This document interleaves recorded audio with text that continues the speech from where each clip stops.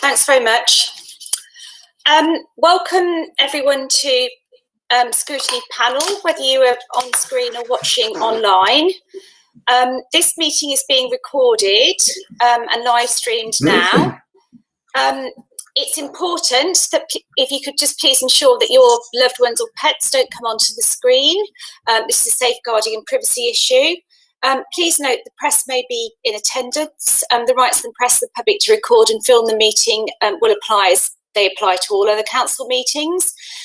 Please can all people in the meeting keep your microphones on mute throughout the process, as this will prevent audio feedback. If you're still getting any feedback, please turn off any nearby devices. All members and meeting participants should keep their cameras on. Please only unmute your mic when you're required to make a presentation or answer a question. If you'd like to speak, please initially raise your hand to get my attention and follow it up in the chat function if I don't see you. The chat function should only be used to alert me about issues about whether you wish to speak or raise points of order or report technical problems. Officers will assist you. The chat function must not be used to have conversation with other participants or for any other use, like personal sensitive information, as the chat is recorded as this is a formal meeting. If someone forgets to switch off their mic, either myself or an officer will mute them. So going on to item 1 and the agenda. Firstly, I'd like to welcome Councillor Peter Snell to his first meeting of Scrutiny Panel following his election as Vice Chair of Health in Hackney. So welcome on board, Councillor Snell. Apologies for absence. I've got Councillor Polly Billington. Are there any other apologies? No. So item 2, urgent items. I've been notified of no urgent items. I think during the course of the evening, one member may join us by telephone. We'll deal with that if that happens. So item 3, declarations of interest. Have any members got any declarations of interest to declare? I will declare that I am a lawyer employed by the Government Legal Department, and I advise the Department of Work and Pensions, so I won't take part in any discussion concerning benefits. So now going on to item number 4. This item is our first main item. It's an update on the impact of the COVID-19 pandemic on poverty and inequality in the borough. The current pandemic has a significant impact on the UK, its economy and the daily lives of the people. Local authorities, statutory partners have had to refocus their support offer to local residents whilst keeping key services operational. The council and its statutory partners have also had to ensure its resources are best placed to help with the immediate challenges presenting now and in the future. There have been concerns locally and nationally about the disproportionate impact of the pandemic on certain communities and the impact that it is having on poverty and inequality.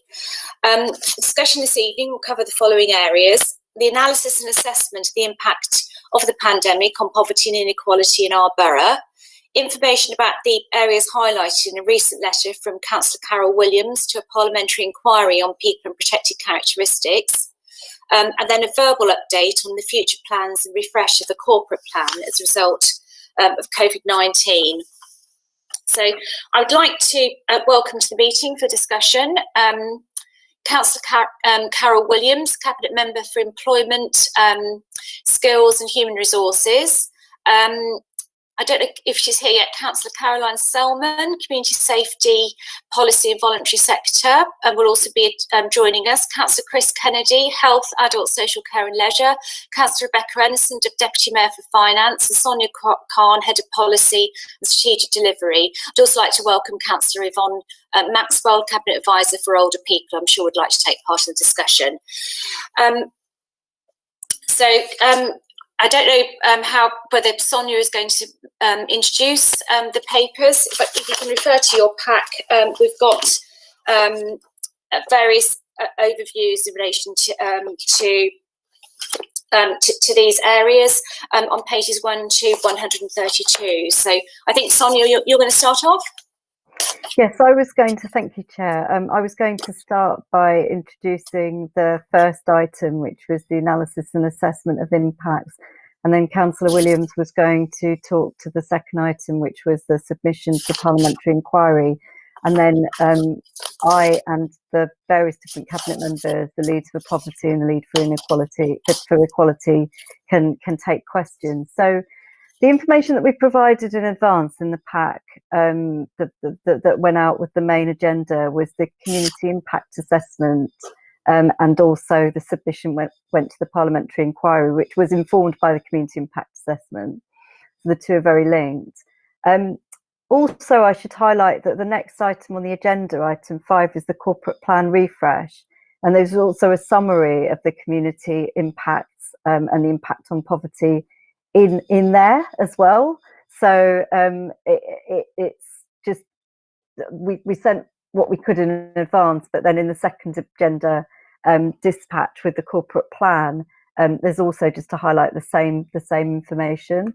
So what I was going to do was, because we sent out the information in advance, I was just going to introduce you to what we have done and to the key areas, and then leave it there and ask Councillor Williams to come in and talk about parliamentary inquiry submission, and then take questions on both. Is that okay? That sounds great, Sonia. We've got about 50 minutes for this item in total, okay, so it'd be good if we did it like that. Yeah. Yeah, so I'm not going to talk for long for this bit, because, as I say, the information has been provided. I think the important points to stress are that from the outset of the crisis, from mid-March, so even before the lockdown, we were concerned about the risks, the direct impacts of COVID and how that might impact on people, and also the indirect impacts. And we started quite early on to receive data, and also to receive insight about how that was going to play out. So we thought it was sensible to start to log that systematically. And so we sort of developed the community impact assessment. So the document we have is a high-level summary presentation version, but it's actually drawn from quite a systematic log. So what this enabled us to have was a good understanding of vulnerability that went well beyond what the focus at the time was, which was more on the health, the health-related impacts and the health-related vulnerabilities in terms of shielders. So I would say that it enabled us from the outset to understand the scale of need and how we might need to flex our response during the initial first few weeks in terms of the humanitarian assistance, and then also to start to look at what the priorities were going to be in the more medium term, the point at which we are now. So the idea was that it was a planning tool for both, and we've used it that way. So we've used it to inform our response, and we've used it to inform the reset of the corporate plan, which is the next item on the agenda. So in the information that we've provided, there's a sort of assessment of the direct impacts of coronavirus, which I'm not going to go through. I think it's been to various different scrutiny meetings and been published. But obviously what we're able to do by looking at a community impact assessment is we're able to look at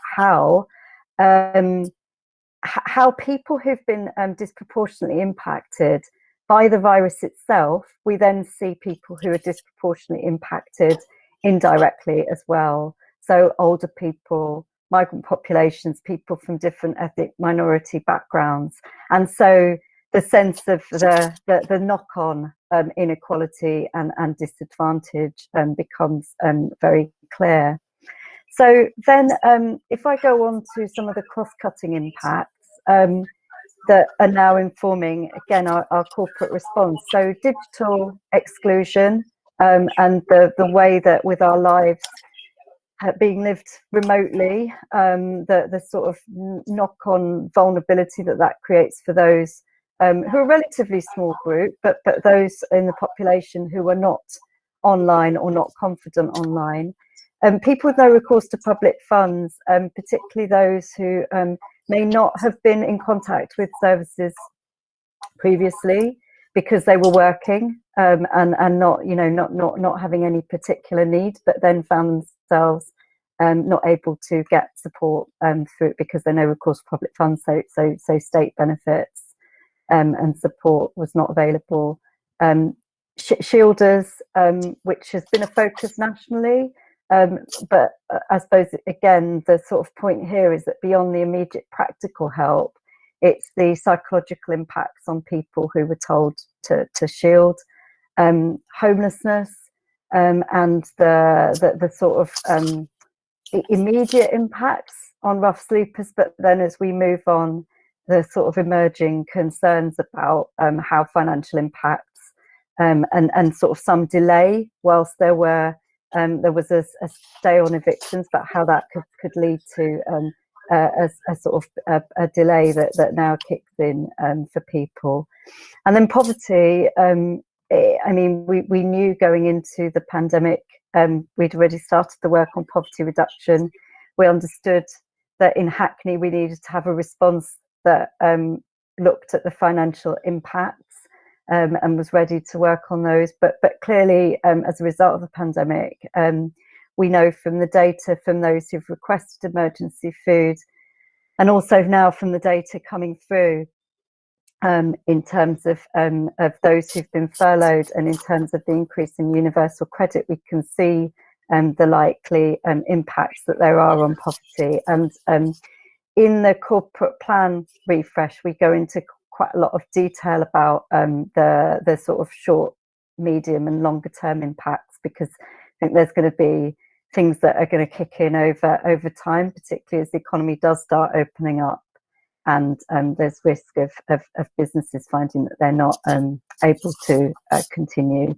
In the presentation and also in the corporate plan refresh, we've made sure that we've included an assessment of impact on different groups, so children and young people, disabled people, on groups from different ethnic backgrounds, gender, religion and belief. If you look at both the inequalities, and then also as we come out of lockdown, the sort of the issues around places of worship, older people, and again, this is one group I've already talked about in the context of the direct and indirect impacts. But we've also wanted to look at make sure that we were looking at the issues that were less talked about.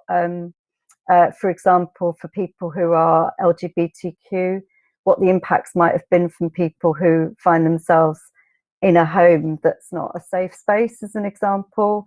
Another example would be people with learning difficulties, or people who are disabled, who might find themselves sort of finding it more difficult to navigate the rules outside of home and feel vulnerable around social distancing. So it's just a chance to think, as we move now into the next phase, about those groups that we don't want to overlook. I mean, gender has been talked about nationally, so the way that women have been impacted disproportionately is another example of that. So finally, in terms of impacts, there's the impact on the community, and I think that whilst the pandemic has impacted everybody, there's clearly been a differential impact. And in some ways there's been a positive story about the community and the way community have supported, but there's also clearly strains in terms of how people come out of lockdown, the tensions around that, the questions of who is treated in what way in terms of sort of policing, and also just managing different environments, and then also just that sort of, now that businesses are opened, that just what's happening with place and town centres and how that feels. So there's sort of a strong strand coming out around community relations and community cohesion. So I'll stop there, and Councillor Williams was just going to talk to the submission and the further work that's going on around public affairs. Thanks very much, Sonia. Hi, would you like me to speak now? Yes, thank you, Councillor Williams. So thank you for inviting me tonight. Can I just also, before I start, I think I try to preface everything what I say with the gratitude for all the staff who have worked hard to keep public services running throughout the pandemic. I do want to, however, also pay special tribute to Sonia, who has just spoken, for the work that she has done on this impact assessment, and for her constant challenge to us as a council as well when it comes to the equalities agenda, but also the policy and insight work that she and her team delivers. We couldn't have delivered the response that we have, and we couldn't have understood the impact of our response without her hard work and her team's hard work. So there are a couple of things that we have done around public relations. One of them, of course, was to make a submission to the Women in Inequalities Select Committee. I believe that you have a copy of that submission as it was published on the Select Committee website. We also wrote to the Equality and Human Rights Commission. We've made a submission to the Labour Party's review of the impacts of coronavirus on ethnic minority communities. And I'm sure that there is more that we've done. Oh, Phil and I, the Mayor of Hackney and I also signed Ubele's, did an open letter calling for an inquiry as well. So we were signatories to that piece of work. So if I just one by one try to take you through some of those, Sonia has already gone into quite a bit of detail on the impact on key equality groups, and our submission to the Women and Equalities Commission does reflect the work that Sonia has already spoken about. I can summarise some of the points for you. I won't go into detail on everything. I'm sure that members will have their own questions. We were quite clear from the start, because of the policy and insight work that Sonia's team had done, that there were some communities that had been disproportionately affected, and we knew that what some of those key factors were, including housing and homelessness. Councillor Rennison, Deputy Mayor Rennison, is on the call tonight, and I'm sure that she'll want to give you some information on the council's response around homelessness. Councillor Kennedy and Cllr Selman did some work around nutrition and food, and there was, before coronavirus, a significant increase in the number of people who couldn't afford nutritious food. And Councillor Kennedy will be able to take you through the response to the Food Poverty Action Plan. Of course, race is quite significant. Race and ethnicity is quite significant in terms of the number of people who were directly affected, the number of deaths, also the number of Black and minority ethnic staff who work in frontline services, whether in the NHS or in social care, and also, of course, across the council delivering our frontline services. At last night's full council meeting, I gave an update on the steps that the council is taking to protect our own staff and to ensure that they are safe and able to return to work in the town hall when social distancing measures have been lifted. And let me see if there's any other figures that I want to take you through. Of course, I shouldn't forget unemployment and the economy. There are long-term risks of unemployment, and the council's responding to this through the inclusive economy strategy, which aims to enable local neighbourhoods to thrive and to support businesses and to connect residents to high-skilled quality employment. And at last night's full council meeting, I also took you through the work of the Hackney Works team and how that has been reorganised in order to respond to the pandemic as well. There has been an increase in the number of universal credit claimants. That increased by about 4,000 from the end of March to mid-April. Councillor Rennison will be able to take you through further increases. I don't unfortunately have access to that data myself, but it's something that we are acutely aware could increase quite dramatically in the coming months, particularly as the furlough scheme comes to an end. And I think the final point that I want to make is about the voluntary sector. There are two pieces of work that were done. One was by Ubele. It was a national piece of research that showed concerns, particularly among ethnic minority-led micro and small organisations, and they were very fearful of their future in terms of funding. I do want to highlight that that's not a Hackney-specific or a London-specific piece of research, but I think it is important. Hackney CVS also did their own research to capture the impacts of coronavirus on the voluntary sector here, and there were also concerns here in the borough about future funding. Cllr Selman, who is also online, will be able to respond to this work that has been done to support the voluntary sector and underpin them as an organisation as well. I think we need to pay special tribute to the efforts of the community and voluntary sector here in Hackney, mobilising volunteers and training volunteers who in the days immediately before I think the lockdown started to sign up and volunteer for the mutual aid groups as well, making sure that they had the skills that they need to go out there and do the work that they were signing up to do. I'll leave it there. If there are any specific questions, I'd be more than happy to come back, but that's a quick overview. Now, the submission that we did to Baroness Lawrence of the Labour Party was very similar. So I'm not going to go over it in detail on that. On the letter to the Equality and Human Rights Commission, we did share concerns locally and nationally about the disproportionate impact on certain communities, and we called on the Equality and Human Rights Commission to hold a public inquiry, and they have now said that they are going to do that, and I have some dates of hold in my diary so that we can meet them to take that piece of work forward, and I'll leave it there, Chair. Thanks very much, Councillor Williams, for that very excellent introduction, also for all the work that you've been doing on this area.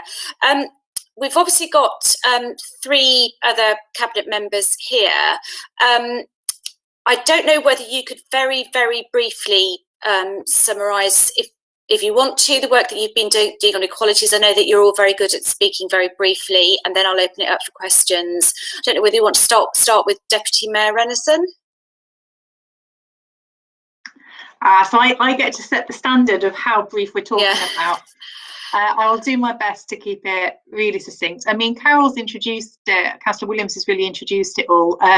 I suppose just to sort of overarching themes is, I think what this shows is the interconnected nature of a lot of the things we're talking about with poverty and inequalities, and therefore how we try and respond in a holistic way as a council. We've talked a lot about some of the initiatives we've brought forward, so I'm happy if people want to ask questions on the work around no recourse to public funds, otherwise I'll take it as read. Likewise, the additional support we've put in place for those struggling to pay council tax, and happy to talk more about benefits and some of the work we'll do going forwards. And likewise, we've also talked quite openly about our work around rough sleeping, and unfortunately didn't get to answer the question at full council yesterday, but setting out what we're going to be doing going forwards to support rough sleepers and how long term that is. And I think that's the other thing to reflect on with this. A lot of the impacts of coronavirus are only just starting to be felt now. We've only just we're nearing the end of the beginning. And a lot of the work we're going to be doing will be stretching over the next year, 2 years, or beyond that. And I think just the other thing that I would draw attention to is it has really tested policies we'd already put in place. And so particularly coming from the finance point of view, the work we've been doing around debt, and really making sure the council's emphasis is on, we see debt to the council as a sign of a potential support need. And our emphasis is on engagement and getting people into support. It's not a jump straight to enforcement. It's using this as a chance to reach out to people and make them aware of the support that's available to them. And that's very much what we've been doing, and happy to talk about some of that if we get into it later on. Was that brief enough, Margaret? Thanks very much, Deputy Mayor Rennison. Councillor Kennedy, do you want to, are you able to go next, or Councillor Selman? Yeah, absolutely happy to. I'll see if I can beat Councillor Rennison for speed. So I'll talk about 2 things. I'll talk about our food poverty reduction plan, which we published just before coronavirus hit.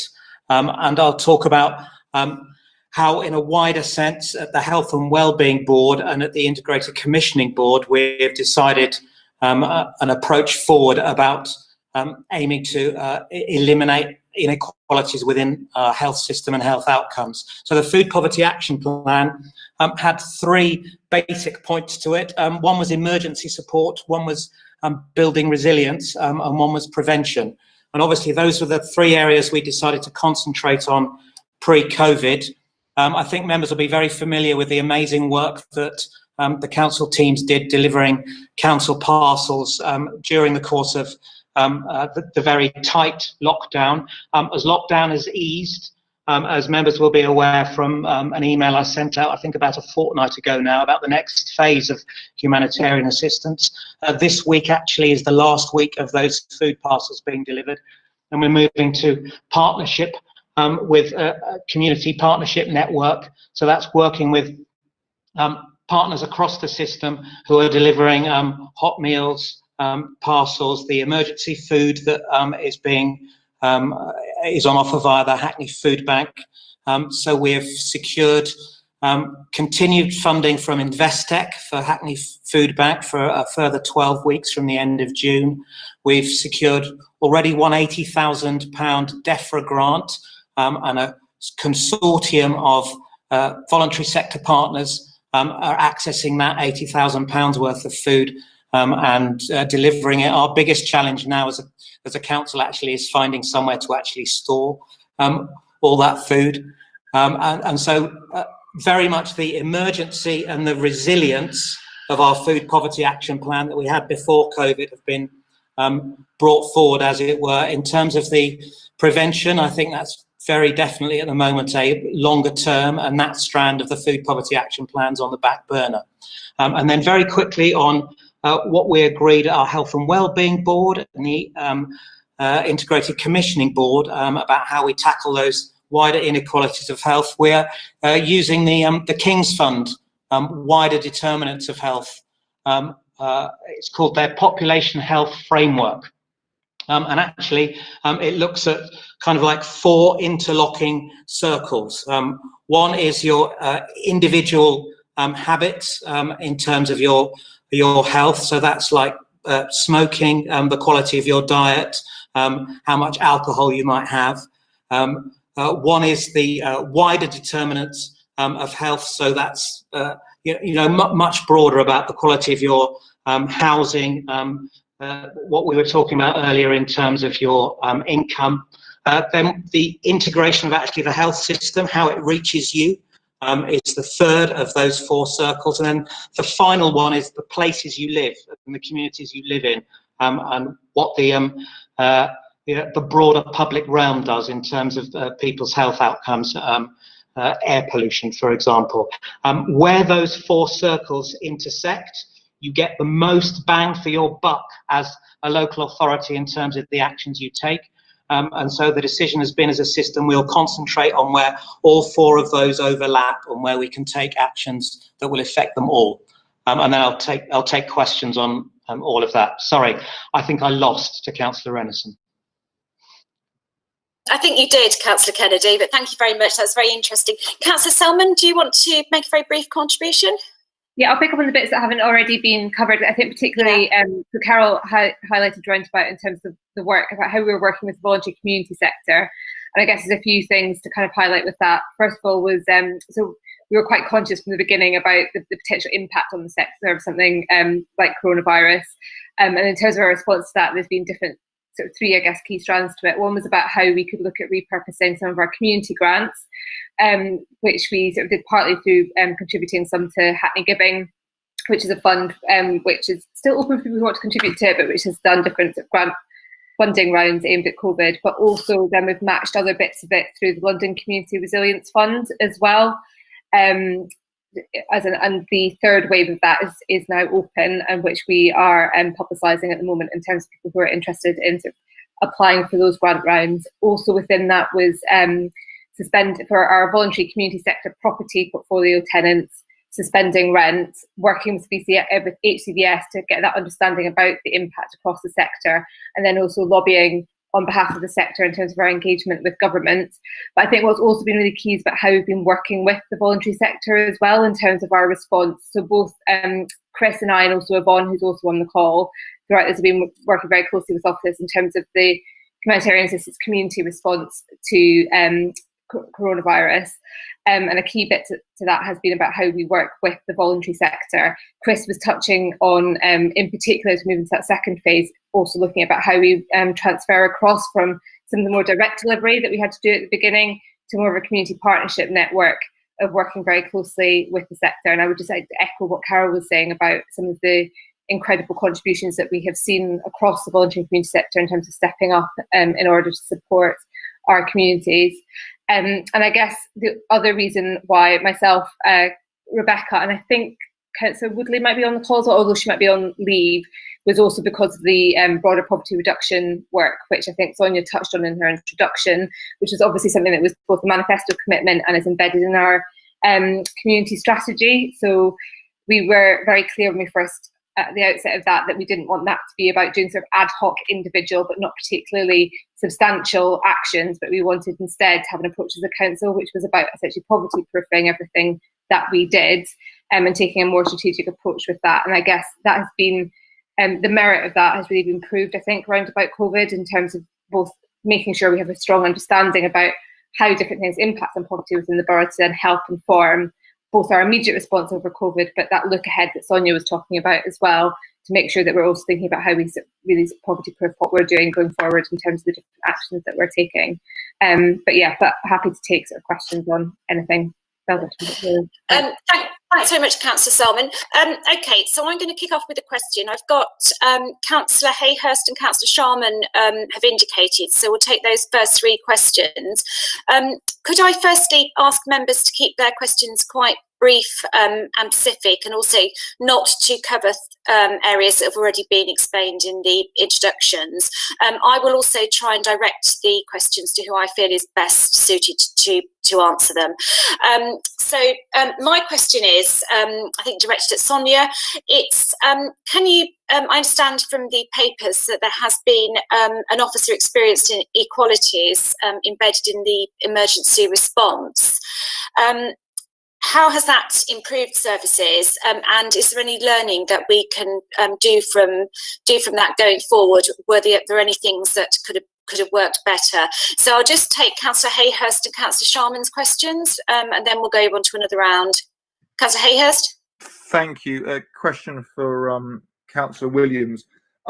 Thanks for the work mapping this. I suppose the suggestion would be, in terms of trying to get that holistic approach and just trying to do it, is all the areas where there has been inequality impact or a disparity, to map out what we've done, what we're hoping to do next, what are the stretch targets, and what are we asking national government for, in some sort of grid overview, because clearly some good work is going on in a lot of areas. It's hard to get a handle of the holistic approach without that, and it's also hard to get a handle on where the gaps are without that analysis being done. Okay.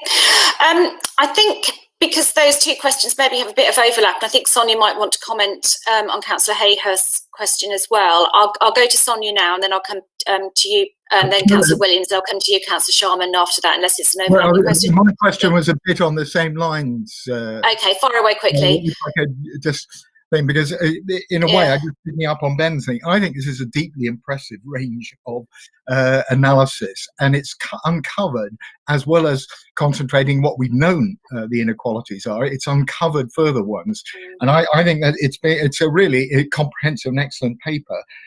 The challenge is that it calls for reorganisation, linking up of services, not only within the council but outside them, to make that effective.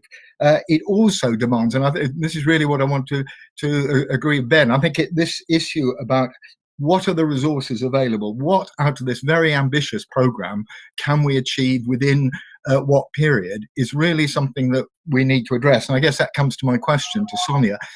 And it's not just to Sonia. Sonia is how we can shape the problem, if you like, the possible solution, we then got to have real leadership across the cabinet in order to achieve that. And I guess it's trying to find out, Margaret, how that is going to be organised, because we are running into, in the later part of this meeting, will be about how we're staring at an enormous deficit and an ungenerous government.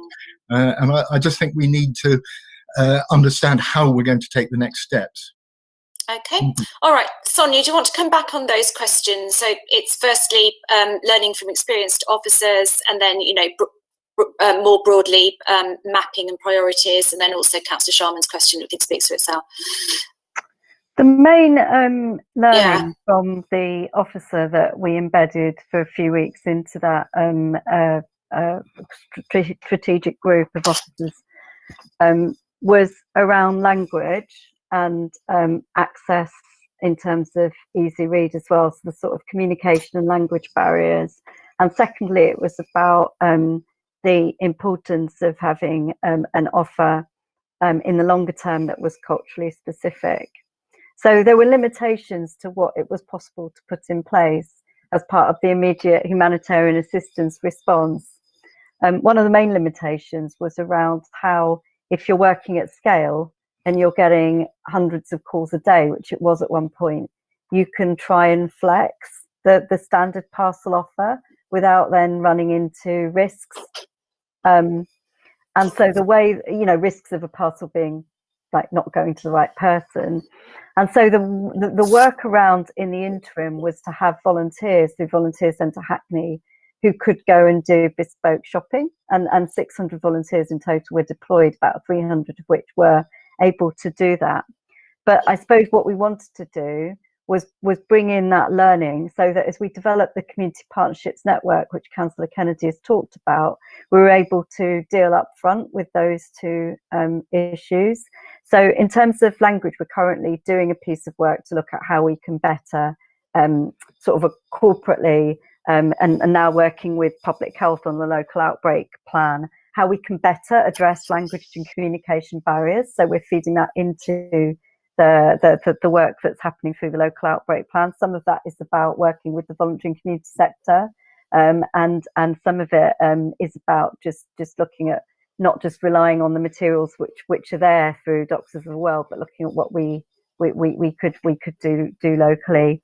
And the second, about culturally specific, I think the most important point there is that in the network that we've developed, we've tried to value all organisations, not just those who are ready to go. So we've gone out and we've identified organisations who can work, who are going to carry on offering support in communities and looking for active participants to be part of the network. But the important thing is that we're not just looking at those who already have the capacity, we're looking at how we can build up the capacity of those that can offer culturally specific support. And so Councillor Kennedy talked about the death forbid, you know, making sure then that there's capacity being built into those organisations. So that's the response to that question.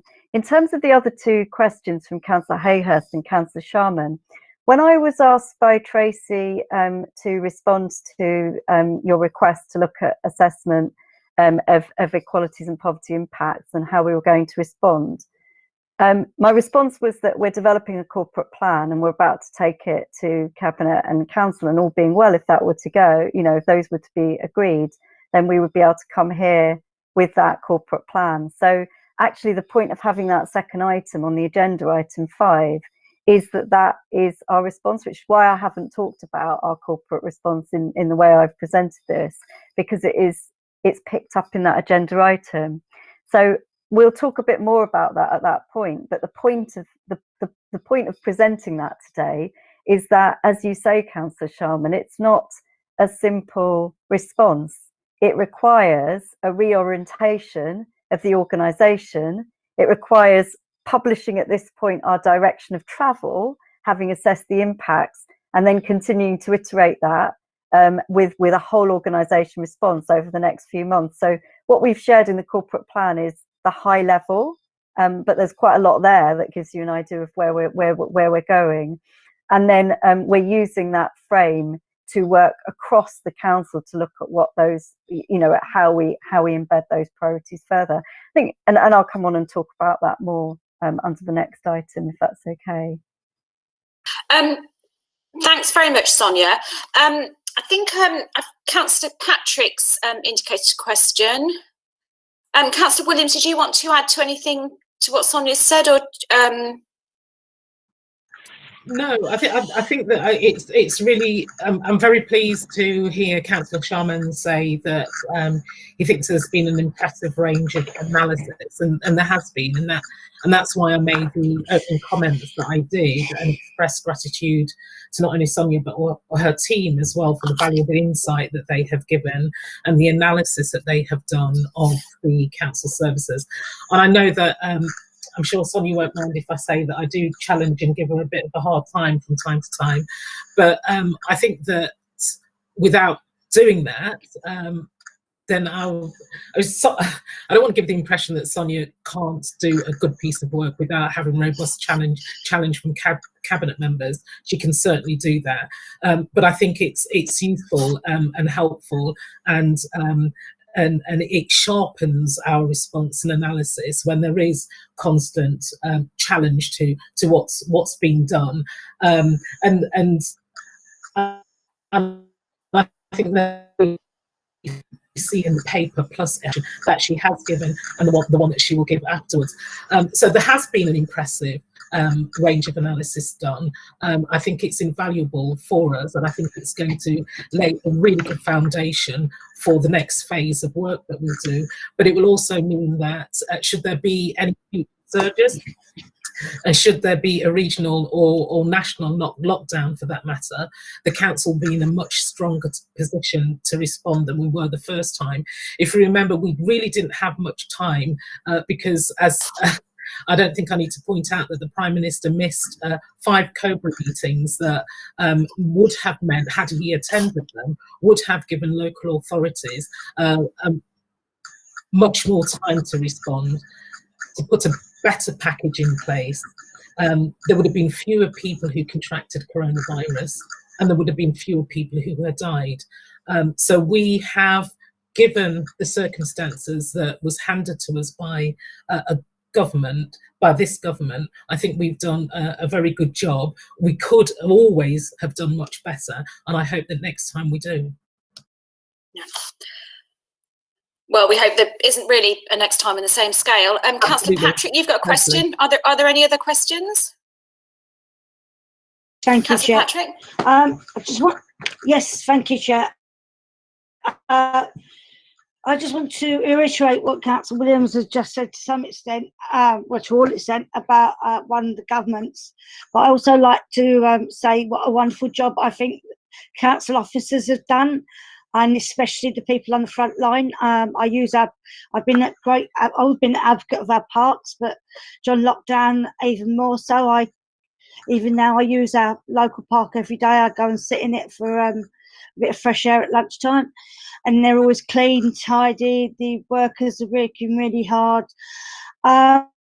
Also the call centre, on a few times I had to call the call centre about food parcels. I got an excellent response from the call centre, and they can often tell me within half an hour when someone's parcel was going to be delivered. I was extremely impressed by that.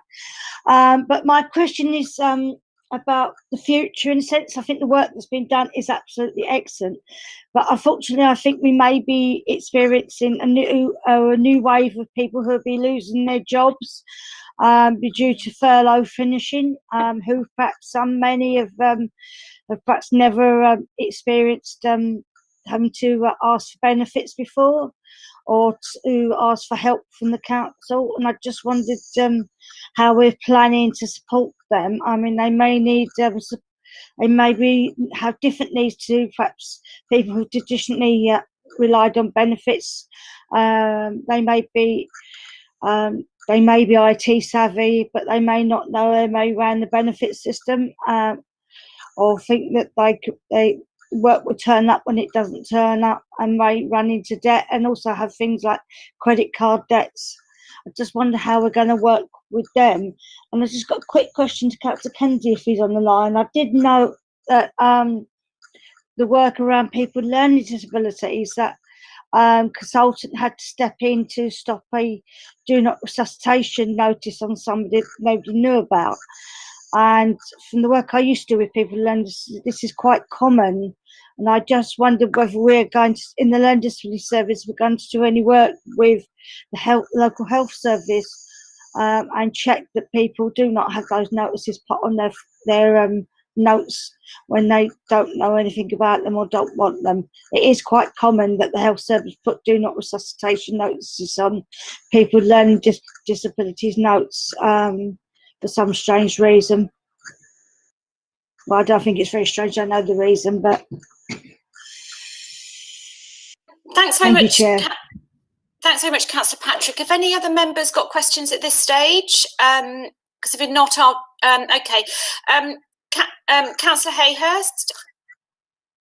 Fine, thanks, Catherine. I mean, just to follow up and just to take one example as a sort of a deep dive. So in terms of digital divide and schooling, and the fact that 40% of our children roughly probably come from a variety of different ethnic community groups, say we're hit with a second wave around winter time, and doing a comparison with private schools who are offering essentially online lessons all the time, are we ready? Have we prepared in terms of disparity of impact to make sure that all the schools that we can maybe control, not necessarily the academies, are up, ready? Everyone, how are we dealing with the Wi-Fi connection? How are we dealing with the devices? Are we thinking about outside schooling? Have we got tents ready? To that level of action plan to deal with the disparities is what strikes me as required, and I still don't see that nuts and bolts coming forward. But it may be there, but that's just one example. Okay, Sonia, I think those are probably both for you and Councillor Williams, and then Councillor Kennedy can obviously come in on Councillor Patrick's second question. And there's also a question from Cllr Conway about young people, which I can pick up. Apologies, I didn't see that. Yeah. Okay. So in terms of this is really straying into the item on corporate plan. And so, as I say, the point of having that item is that is our response. So I'll be brief and then we can pick up in greater detail. In terms of the new groups who might come through, having never claimed benefits before, there are short-term things which we're doing, and there are longer-term things. So in the short term, we bring together a fortnightly group, Universal Credit, including advice providers and also DWP, and we are looking at the nature of benefit claimants coming in, and we're looking at the risks. I think with that new group, Councillor Patrick, that you talked about, a lot of it's about communication. So we've been working with communications on reorientating the offer because people might not know about the advice sector, for example. But then moving on, Hackney Works as well as DWP sit on that group, so our employment service. So the point is to be able to look at how we can flex the employment support, and in many ways we're going back to perhaps where Hackney was some years ago, when there was more of a focus on welfare to work and on the skills side of things as well. So that's an immediate, and we've kept that group going through the lockdown on a fortnightly basis, and I think it's helped us to pick up on these new issues, and we do a deep dive to look at what we can do between us each time. And then moving on, there's the corporate plan. I mean, there is the priority reset around inclusive economy, more of a focus on skills. And there is also the sort of revisiting the poverty reduction priorities and what we need to look at in the short, again, looking at the community partnerships network to respond to the immediate material impacts, but then longer term thinking about how we pick up and support. In terms of digital divide, I mean, there is work going on at the moment with schools in terms of how we can make sure that devices go out. the point about Wi-Fi and connectivity, there is a whole strand of work around, and again, when I come onto the corporate plan, we can talk about how this is a big priority coming out. So there's a strand about connectivity and trying to get lower cost broadband. There's a strand about devices, but there's also a cross-cutting strand which I lead on, which is about a whole organisation, whole partnership effort. So how we can bring in some, we can actually identify all of the initiatives going on and look at the gaps and look at how we can do more by bringing partners together.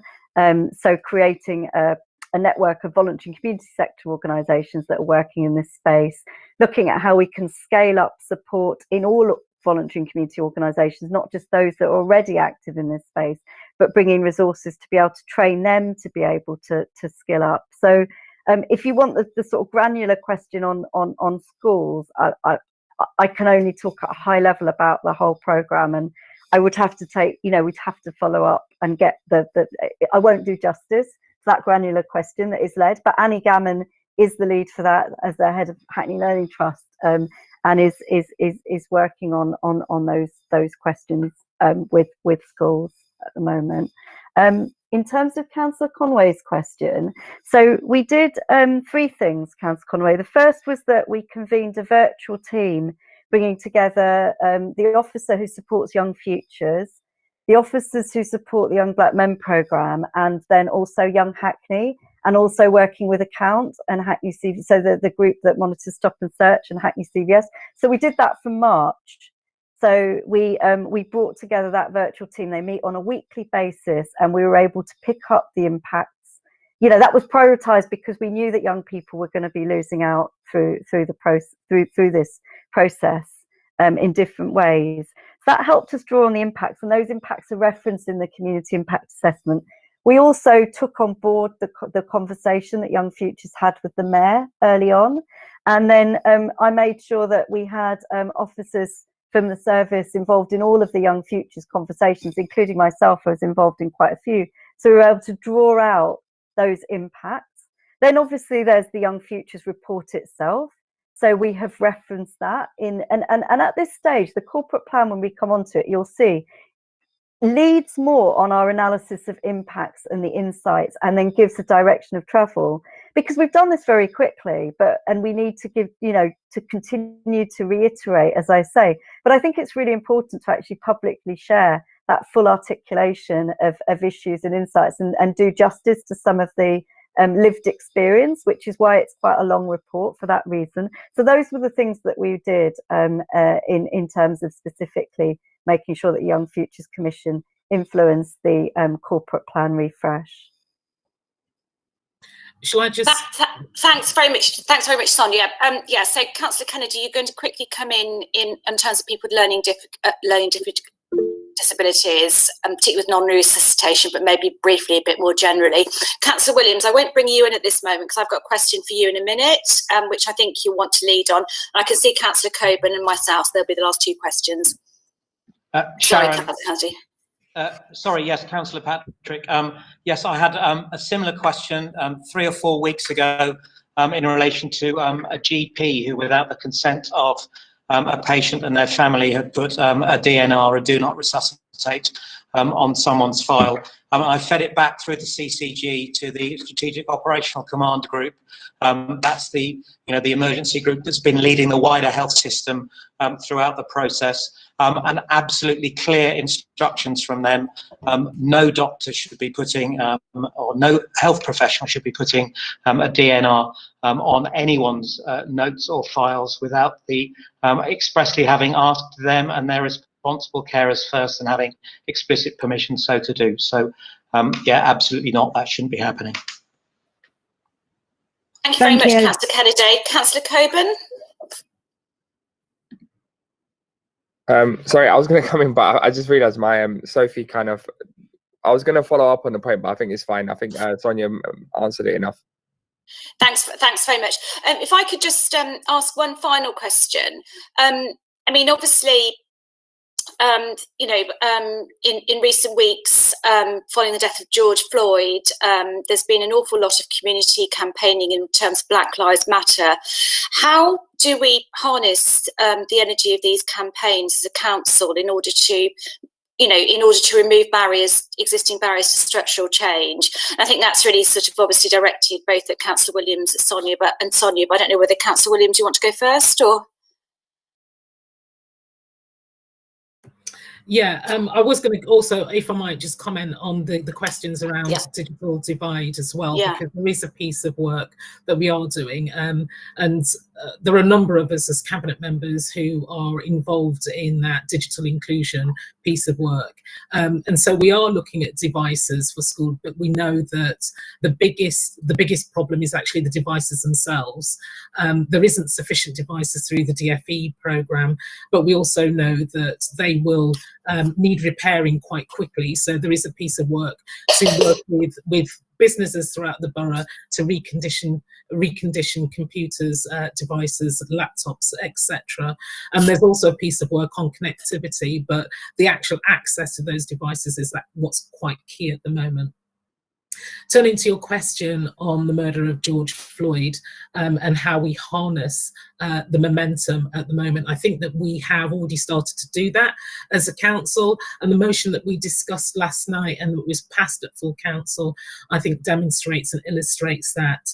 There were a lot of people online watching. I haven't asked ICT for the numbers yet, but I do want to find out how many people were online. I was being contacted by WhatsApp as we were debating the motion at full council, and I was also told by coronavirus has offered a number of opportunities in terms of working digitally, and they've opened up council meetings in a way that we haven't seen previously, and the number of staff members in fact took advantage of that and were also watching the live stream last night. There has been a great deal of interest in the motion that we passed at full council, and I think that our motion stands apart from other motions that other councils have been debating in their chambers. A lot of them are asking for lobbying, so to lobby central government, where I think ours in comparison makes a commitment to the council, for the council to act and for the council to change, to look inwards, but also to work with partners. And I think that there is already a huge amount that's being done with the community. So they have been involved in the work to review street names and naming of public spaces. And like yesterday, the Mayor of Hackney announced that we will be changing the name of Castland Gardens, and that's going to happen this summer. In the run-up to the motion being discussed at full council, we were in communication with the Sir John Cass Foundation, as well as the Halls of Residence over by Castland Gardens Square. And they very quickly A, turned off their lights, and then B, made an announcement that they would also change the name. And of course that announcement was quickly followed by an announcement by the Sir John Cass Foundation. I think it was a massive step for them to decide to change the name of the foundation, which has long roots in history, not always for the right reasons. And you'll note that at last night's full council, the opposition councillors did ask for us not to change the name. But it's been quite clear from the consultation on the Sir Geoffrey statue at the Museum of the Home that residents want that statue removed. It's been quite clear from the involvement in the community that they want across the borough to address the name of streets, buildings, etc. that are named after former slave owners or their families, or that memorialise slavery.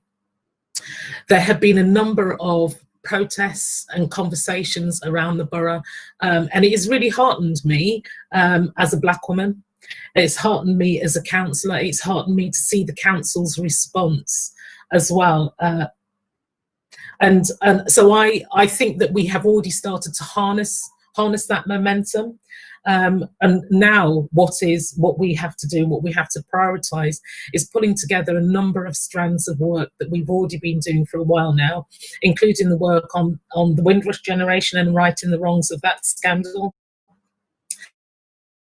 To already been led by Councillor Nicholson in terms of the Black History Season programme, and also the carnival that he leads on each year. Not, he doesn't dress up and go out and stand in the front, but but that certainly rests within his portfolio. And I know that the community and voluntary sector are incredibly keen for us to work with them as well on Hackney becoming an anti-racist borough. So massive, massive opportunities, huge momentum, and lots of interests already. And I really look forward to what comes next. Sonia, if you just want to briefly add a few points, then we'll go on to the next item. I think when we look at the corporate plan, you'll see that an approach that tackles racial inequality and that centres on anti-racism is we've put it throughout the corporate plan. But I think just to speak to your question about how we harness the perhaps the renewed interest and the sense of urgency, I think just to add to bring out and emphasise what's in the corporate plan. That's about, first of all, just this is an opportunity to make sure that all partners and the whole community understands what anti-racism means. So anti-racism isn't about weeding out or sort of pulling out the people with the wrong attitude. This is about changing all of our mindsets and understanding that systemic and structural racism is embedded into society. And that it's all of our responsibilities to change, and you know, obviously the motion that went last night speaks to that, but we are now looking at corporately how we translate that into the work that, as Councillor Williams said, is ongoing in terms of accelerating that, in terms of our work around workforce diversity and inclusive leadership, and how we have specific focus for our managers and leaders on anti-racism and what that means, working with partners, including work that we'll be doing that Councillor Selman may want to pick up in the next item on community safety, and also then that community facing work, trying to bring all that together so it's not seen as disparate, you know, work around Windrush, work around the response to what's been commemorated in the past, what's been glorified, links together, and we make sense of it as a whole. And there is an opportunity as well, which we're scoping out, to have wider community conversations on this. So actually, again, going back to that point that it's everybody's business, can we have some wider conversations about how to be a good ally, about being a bystander to racism and what you can do, about why we are in this situation now, and what everybody's job is in that. So there's also a sort of wider call to the community, recognising that it's not necessarily for our Black and minority ethnic communities or staff or members to sort of have to educate people. It's everybody's job to educate themselves, but there's some value in some leadership from the council and facilitation around that. Thanks very much, Sonia. So we're now going to go on to the next item on the agenda, which is COVID-19 and the corporate medium-term financial impact. I mean, obviously the pandemic has had an extremely significant and unfolding impact on our local finances as a local authority. I think that I'm going to start with Ian Williams. I don't know how you want to play that, whether we're going to start with the corporate plan or the financial update, but I imagine that Ian's going to talk to the financial plan, then Sonia's going to come in on the much heralded corporate plan. So Ian, do you want to start? I think in preparation, Chair, if it's okay, Yeah. Sonia, the plan was maybe to do an overview of the corporate plan and then come on to the financial plan. That's absolutely fine. If that's okay with you, thank you. I'm looking forward to hearing about the corporate plan. So, okay, so obviously we did send this out as a late agenda dispatch, but I think this is, as I said before, we've tried to publish quite quickly a direction of travel, and so there is an opportunity here to listen to the challenge from you and feed that into our response. It's not a done deal. We're publishing at an early stage the direction that we're taking, and so this will continue to be iterated, and indeed the detail for each of the 7 priorities is still being worked at further with all services. So the key points to highlight, because there's a lot here, and so it probably makes sense for me to give you a brief overview and then just to take questions on the specifics, and I can then point to what's in the plan or what might not be and what we could take away and take on board. So I think the key point to make is that the corporate plan, first of all, doesn't just focus on the new refreshed priorities, but also the ways of working. So there is a section in the corporate plan that looks at what's already been committed to in the existing corporate plan and what we need to do to take that further. So there's obviously a piece around how we get ready to open up services. I think that's on page 38 of the new agenda pack. Is that there's a table that you're referring to? Just if that helps members, yeah. So sorry, the table is the priorities. Sorry, I haven't got the agenda pack open, but it's in the earlier sections, the ways of working. I'll find the page in a moment. So the ways of working, just really pulling out the sort of need I mentioned already about workforce diversity and inclusive leadership, and a focus on anti-racism. That there's opportunities in terms of how we engage with residents, learning from Hackney Young Futures, looking at culture. So I just wanted to highlight that it is also the how we work that's important here. And there's also just an articulation of the workforce strategy priorities that flow from this. So in terms of then the reset of strategic priorities and the table, we've simplified and consolidated the 9 priorities from the existing 2018 corporate plan. We've given more of a focus on a cross-cutting basis to a priority around keeping in focus the most vulnerable and key inequalities, and specifically racial inequality. And then we've got the priorities grouped under the Mayor's priorities: fairer, safer, greener. And we've done 2 things. We've consolidated the priorities, and we've looked at them more in the round. So I think the 9 priorities originally were more looking at them from the perspective of the corporate issue, the corporate problem we were trying to deal, whereas we've tried to pull them more together, and it helps us to look. If you look at a priority that's about poverty rather than having something separate on universal credit, it enables us to look at things in the round and look at the right solutions in the right place. And also, I think just emphasise further how you look at what all parts of the council and partners can do to support this. So in the corporate plan, we've talked a lot about the community impacts and the equality impacts.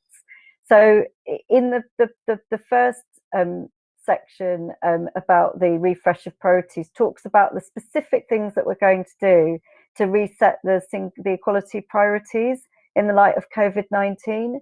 So I've talked already about inclusive leadership and workforce diversity, the improving outcomes for young Black men, the ageing well strategy, and then making more of a focus of tackling digital divide. But then there were also some priorities for the single equality scheme, which I think I came and presented on just before lockdown. It must have been January or February. But priorities that we really do need to now revisit now that there's some more corporate capacity. Particularly, I'd highlight in the context of COVID-19 the work around Turkish-Kurdish inequalities, and taking a similar approach to the Improving Outcomes for Young Black Men programme, looking at the cross-cutting inequalities. The Ageing Well strategy hasn't been adopted by Cabinet yet because we were just about to go through consultation when we went into lockdown. So we'll be revisiting that, but we have taken the opportunity to firstly look at what we need to sharpen in response to COVID-19, and secondly, to do some more stakeholder engagement with organisations that have been supporting older people through the pandemic, so that we're able to just make sure that we've got that sufficient focus in the Ageing Well strategy. And then if I just point to a couple of the specific priorities. So poverty reduction. So we've looked at the medium and the short, medium, longer term impacts, and the key points to highlight in terms of the reset of that strand of work are going to be first of all, learning from what we've just been through, learning from the network of community organisations and how we can take more of an asset-based approach and connect together, support more. Secondly, the partnership that we've got, the live partnership, which I talked about in terms of DWP. Thirdly, obviously, inclusive economy is going to be a big part of this, as is tackling homelessness, and those are other strands. Councillor Selman talked in the introduction to the previous item about poverty proofing, and you as commission members have talked about the need for this to be embedded within all of council strands of work. So a big part of this is going to be about how we make this a priority within all council services, and so looking at policies, which I think is, as others have said, been tested during the pandemic. And then in terms of inclusive economy, in terms of the sort of refocus, the main things that we're going to be looking at is obviously the skills issue that we've now got, and the need for people to potentially seek different employment, and the skills gap which there might be then, as well as the challenges in business and business continuity, and in high streets, and in other parts of the economy, and beyond practical business support, what opportunities and risks there are, and what's needed to reshape that. Councillor Kennedy's already talked about health inequalities, but that reset which he's described is in the papers. And then obviously the point of doing a refresh is that all of it is about responding to COVID-19 impacts. So I've tried to highlight the points in the corporate plan that are very specifically about poverty and inequality, but as you'll see from the Mayor's introduction, that the whole of the response is a response that is about poverty and inequality. It was anyway, the original corporate plan, but this refresh further brings that into the fore. The challenge, as Ian is going to talk about, is the finances, and that's why there is a public affairs ask, because whilst we can try to do everything possible to galvanise and focus the council and partners on this, there's going to be a knock-on impact from what we can do and what our partners can do as well. So the corporate plan has to go hand in hand with the articulation of the financial assessment, and also with where that leaves us with policy and public affairs asks. Thank you very much, Sonia, for that extremely helpful introduction. So I can hand over to you, Ian. Thank you, Chair, and good evening, everybody. I'd certainly echo the points that Sonia's made. It was certainly something that myself, Tim, the Mayor and Councillor Rennison were very keen to make sure is that we had a paper that was very much joined up in terms of not just corporate plan, but one that also had embedded in it the financial implications. But firstly, I'd like to thank everyone in Hackney who has helped respond to this unprecedented crisis: council staff, partners, volunteers and residents. It's been a hugely challenging time and will continue to be so in the weeks and months ahead. I suppose the first thing I just update members on is, since these papers were published, which is, I know, very recently, we've had a number of announcements from government. The first is we've had confirmation that there is actually going to be a multi-year spending review. The Chancellor has announced to us that the spending review, which will be finalised this autumn and will cover the years 21-22 through to 23-24 for revenue spending, and the years 21-22 to 24-25 for capital, is an announcement that had been not necessarily expected in terms of where we are in terms of the ability of the Treasury to ultimately forecast in relation to public spending assumptions. And I think I'd echo Sonia's point around the fact that we need to be able to really make sure we lobby hard for local government funding to be very much at the fore of that. In addition, we've had an update in terms of business rates revaluation. Now, we all know from the last revaluation the extent to which business rates in Hackney rose the highest of any borough in London, just over 40%.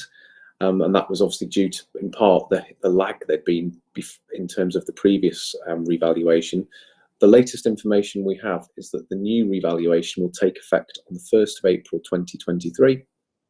based on property prices on the 1st of April 2021.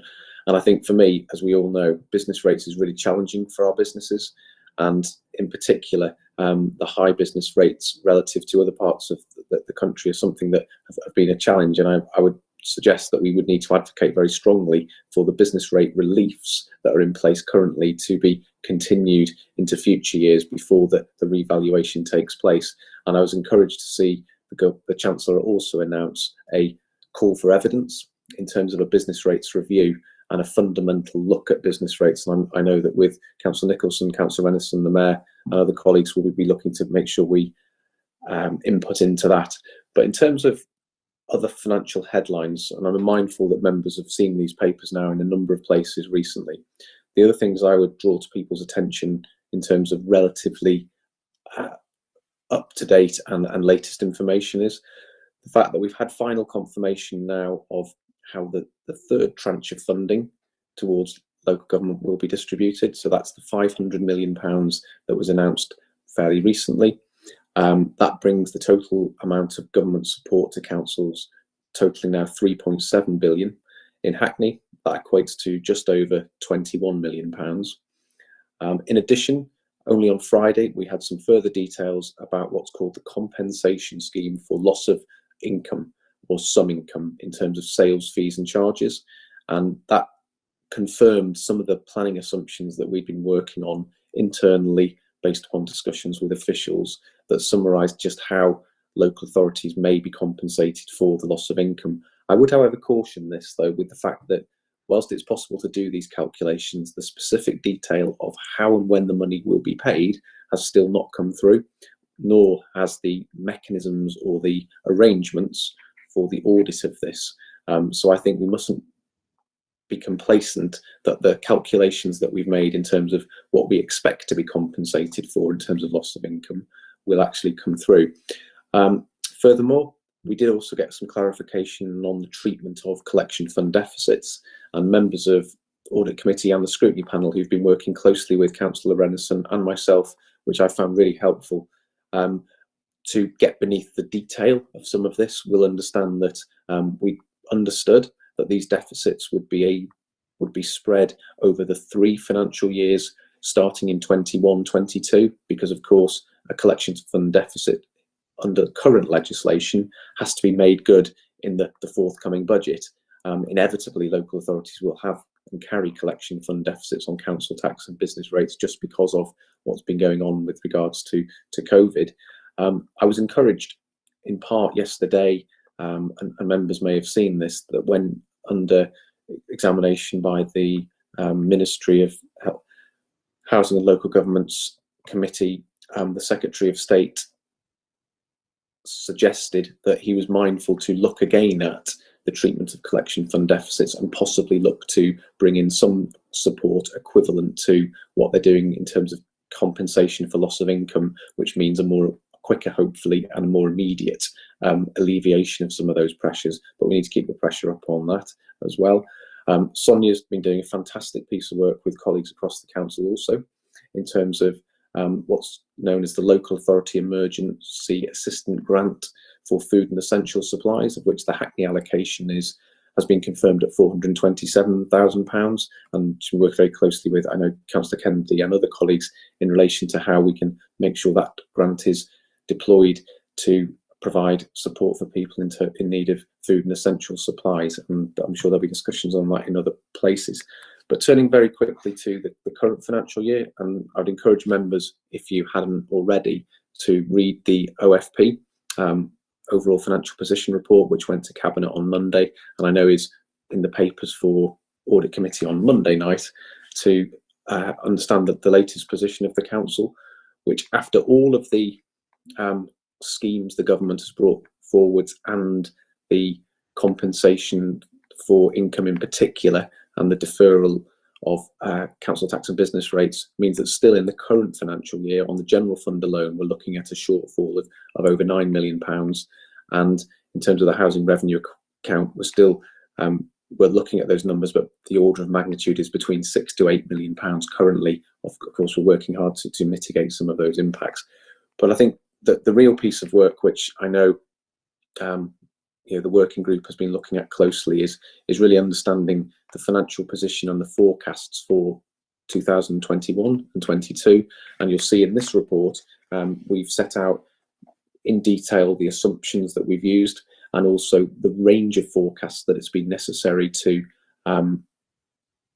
provide, particularly because of the uncertainties that exist. And those uncertainties are in relation to the level of income that we can expect to generate from things like council tax, from business rates, from our commercial estate, and from our other fees and charges, but also those expenditure pressures. We've incurred significant costs, doing in many cases absolutely the right thing. The progress that Councillor Rennison's led on in terms of rough sleeping and getting people off the street has been absolutely fantastic, and no one wants to go back to where we were. And working closely with the housing needs team, it's been fantastic to see the real significant improvements that have come forwards in individuals there. But what that means, as you can see in these papers, is that based upon our latest forecasts and in the absence of clarity from government about local government funding beyond the current financial year in terms of overall headline assumptions, we're looking at a range of forecasts ranging from a optimistic forecast of just over £11 million of savings on the general fund to be found, rising through to ultimately a worst case scenario with some expectation in there potentially of further challenges in relation to COVID of just over £50 million, giving us a figure in the middle of just under £33 million. And as president of the Society of London Treasurers, one of the things I've commissioned is a piece of work to identify the range of saving targets across all London boroughs, because I think that will be helpful in terms of informing our lobbying and our evidence base for the real challenges that not just London's facing, but also I know from speaking to colleagues outside of London that many of the metropolitan boroughs, county councils are also facing. I'm mindful that members have a lot of questions, I'm sure, not just on this paper, but on the paper that Sonia introduced. So I'll pause there for questions. And maybe Councillor Rennison, you might want to also add to this as well. Thank you. If I can just come in very quickly, Chair, if that's okay. Yes. And you can trust me, I will be brief. I think it's just worth flagging a couple of clarifications in case useful for members and anyone listening in. The point around the council tax and the collection fund, we have been working quite closely with some colleagues in audit and scrutiny, so hopefully this is familiar to everyone. But effectively, is shortfalls in our council tax this year can follow us into future years. And so if the government's brought forward changes, it gives us a bit more flexibility. The shortfall and the gap is still there, but we could have been hit with that upfront at the start of the next financial year. So that was a real worry in terms of how we managed that. The really eagle-eyed among you will notice in the figures that the best case scenario for next year manages to look better post-COVID than we were forecasting previously. And this is due to the fact that the government paused the fair funding review. So it's not that we could in any way come out of COVID better off, it's just we were forecasting to lose something to the tune of 12 million as a result of fair funding. At the moment, that's not going ahead. And I guess in the way that Ian always does the technical bit and I do the massive oversimplification, my massive oversimplification would be that there's been enough put in place to get us through this year comfortably. To get us through this year. Sorry, Ian, definitely not comfortably, but enough put in place to get us through this year. Just with a bit more flexibility around things like reserves and areas like that. But a lot of what the government's done has just pushed this into next year. And I am actually going to finish on one final point, and that is just, and Councillor Williams and I have been talking about this, just being very sensitive how we talk about the finances. We've got fantastic staff that have seen us through the coronavirus response. And the last thing we want are people worried when we talk about these very large figures. The last thing we want is people worried about what that means for them and their jobs. So to be clear at this stage, we are talking about how we approach that financial gap, what tools we need to address it. But if we just look at where we started with as the financial gap this year appeared and all the work we've done lobbying government, looking at the financial tools we could use to manage that down, that's part of the conversations for next year. And I just want us to be sensitive as we have those, have this discussion, that we don't want to cause undue alarm and panic, both among residents relying on services and among our staff who've done such a during the pandemic and lockdown.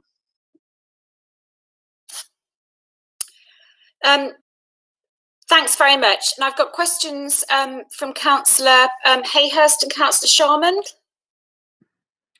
Thanks, Chair. Two questions, one on the finances, one on the corporate plan. The finances first. Ian, you said in the financial year 2021, which we're about 3 months into, you're forecasting a 9 million deficit vis-a-vis where we would have been had we not had COVID and a pause to the fairing funding formula. Of that 9 million, no, okay, fine. I'll get the clarification. I mean, of that 9 million, how much has already been accrued? Bearing in mind we're only a few months into that financial year, and how much of that is an estimate? And then it sort of builds into what is the sort of monthly figure we are spending extra or not getting in an income vis-a-vis pre-COVID, just to sort of give us an idea of what's the monthly difference that we're working on. And secondly, on the corporate plan, I suppose my overarching query is, are we being challenging enough to ourselves? And building upon what Councillor Williams said about the good thing about our motion yesterday was that we were challenging. Again, just tackling the digital divide on page 41, it gives sort of, improving access to connectivity, support for educating young people. Well, yes, we can say that we've worked with a partner to recondition 100 laptops and tick, we've done that. But if the reality is that there are 4,000 children from different ethnic communities who aren't getting educated at a certain point of the year, that's a sort of drop in the ocean compared to where we need to be. So I suppose what I would like to be seeing is to say, what are the numbers of the issue, to both on a wider sense and in terms of the disparities? How can we go about tackling that? Can we, what are the different options? What are the possible cost implications, so we can judge, we can challenge, and we can understand? Are we being challenging enough? Or is this just a bit too vague, enabling us to say we've done something without really testing ourselves? Okay, I'll just bring you in now, Cllr Sharman, and then we'll hand those over. Yes, I don't understand if we're doing a double act, because we're not. But I do think this issue, first of all, I very much welcome this as an early discussion about the corporate plan. I think it's absolutely the right approach. This isn't a corporate plan. This is the first clearing for reaching a consensus around priorities and approach. And I think it's absolutely the right way of doing it.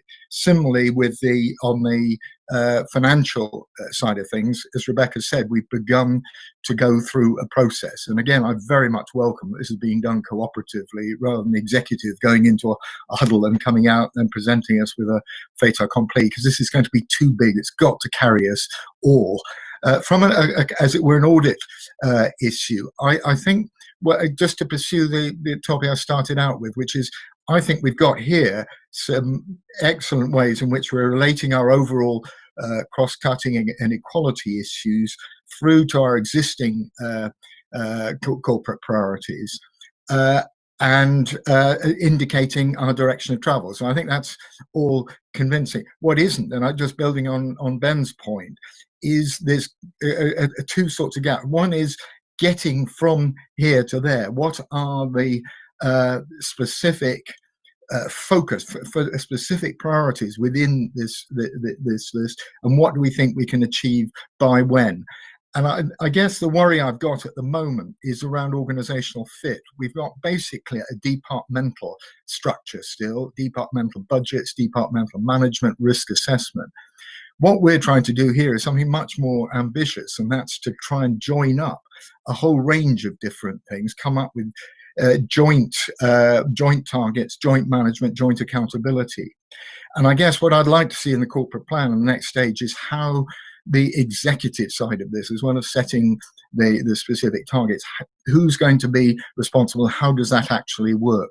So it's not a criticism of where we are. I think we're on a journey, but I think that's very much the next task that we need to tackle, and I look forward to playing a part in that. Thank you. Thanks very much. Ian, do you want to start off with Councillor Hayhurst's first question, and then we go to Sonia, I think, for plan building bits. So thank you very much, Chair. And I saw in the chat that Councillor Rennison shared a copy of the OFP that went to Cabinet on Monday night. So just for clarity, Councillor Hayhurst, and apologies if I wasn't clear in articulating it, when I referenced the figure of a shortfall remaining of £9 million, I was referring to the current financial year. But I suppose the important point to bear in mind is that that is from a position of basically an estimated overspend before any of the support from government, before any of the utilisation of the flexibilities around how we treat non-collection of council tax monies in terms of shortfalls, and also before the application of the compensation for loss of income scheme. We were forecasting an overspend across the board of over £60 million. So what we've had to do here is apply to that figure, firstly recognising that council tax and business rates will, under the government's current indications, and I'd also add that they're going to have to bring in legislation to enable councils to spread deficits over a number of years, because currently, as I outlined earlier, you have to make good that deficit as you set the next year's budget, which does form a large chunk of our projected overspend. I've then applied all of the funding we've had in tranches 1, tranches 2 and tranches 3, and my latest estimates for what we will get from the compensation for the loss of income, which we're forecasting currently at just over £9.5 million. We're obviously looking very closely at all of the potential sources of income that could be included in that space. And when you go through the analysis of that, it just gets us to a remaining shortfall for the current year. And I'd stress the current year of just over £9 million. So hopefully that's ending April 20. March 31st, 2021. Yeah, fine, thanks. Yeah, okay. And then secondly, Ian, what's the sort of month-on-month sort of? I mean, how much of that is projection? How much of that is currently accrued? And what's the month-on-month projection going into the next financial year? So in terms of the monies that we've received from government, we have received tranches 1 and tranches 2 of the funding. We're due to receive tranche 3, so that's £3.5 million on, I think it's the 4th of August. It's either Thursday or Friday of the first Thursday or Friday in August, from recollection. In terms of sort of burn rate, I suppose is what you're really after, isn't it? Really? Yeah. Certainly, when I've looked at analysis across London and here, broadly speaking, in terms of income we haven't collected and expenditure we've incurred, broadly the monies we've received is in a par with what we've either spent or not collected. So in terms of the cash flow impact of that, obviously, what that doesn't include is when we will get the compensation for the losses of income, and when that will be made good. So one of the pieces of information I'm still awaiting is when we have to submit our request for compensation. When will that be determined? Will it be something we have to accrue for when we set the accounts for the current financial year, which will be an interesting one in discussions with the auditors? And on what basis will that be done? Because obviously the position does change month on month as the economy reopens, as people's behaviours change. But certainly, as each month goes by, what happens is, in terms of our forecast, the number that goes into it becomes more hard baked, and obviously we then look at the forecast going forwards as well. And I just think it's worth stressing that we are reporting the figures side by side. So throughout the OFP, we're reporting the COVID-linked figures and then our existing budget position as well. So there's complete transparency in terms of where the costs are coming from, and that's broken down across the council. Okay, so Sonia, do you want to come in relation to the development of the corporate plan? Sure. So in terms of, are we being ambitious enough, and the example of the digital divide, I would say that in terms of the manifesto commitment as it is, it's quite specific. And in terms of those responses that are bullet pointed that you refer to, they are quite specific. They're not ambitious enough to meet the scale of the challenge that's been identified, which is why the Mayor has picked this up, and there's a group of cabinet members as well leading a piece of work to look at what else is needed. The partnership response talks about a furthest first approach, which is very much about looking at not what you call the sort of easier, the sort of quick wins, but actually taking approach like Leeds have taken to working to try and get as many people online and in a skilled way as possible.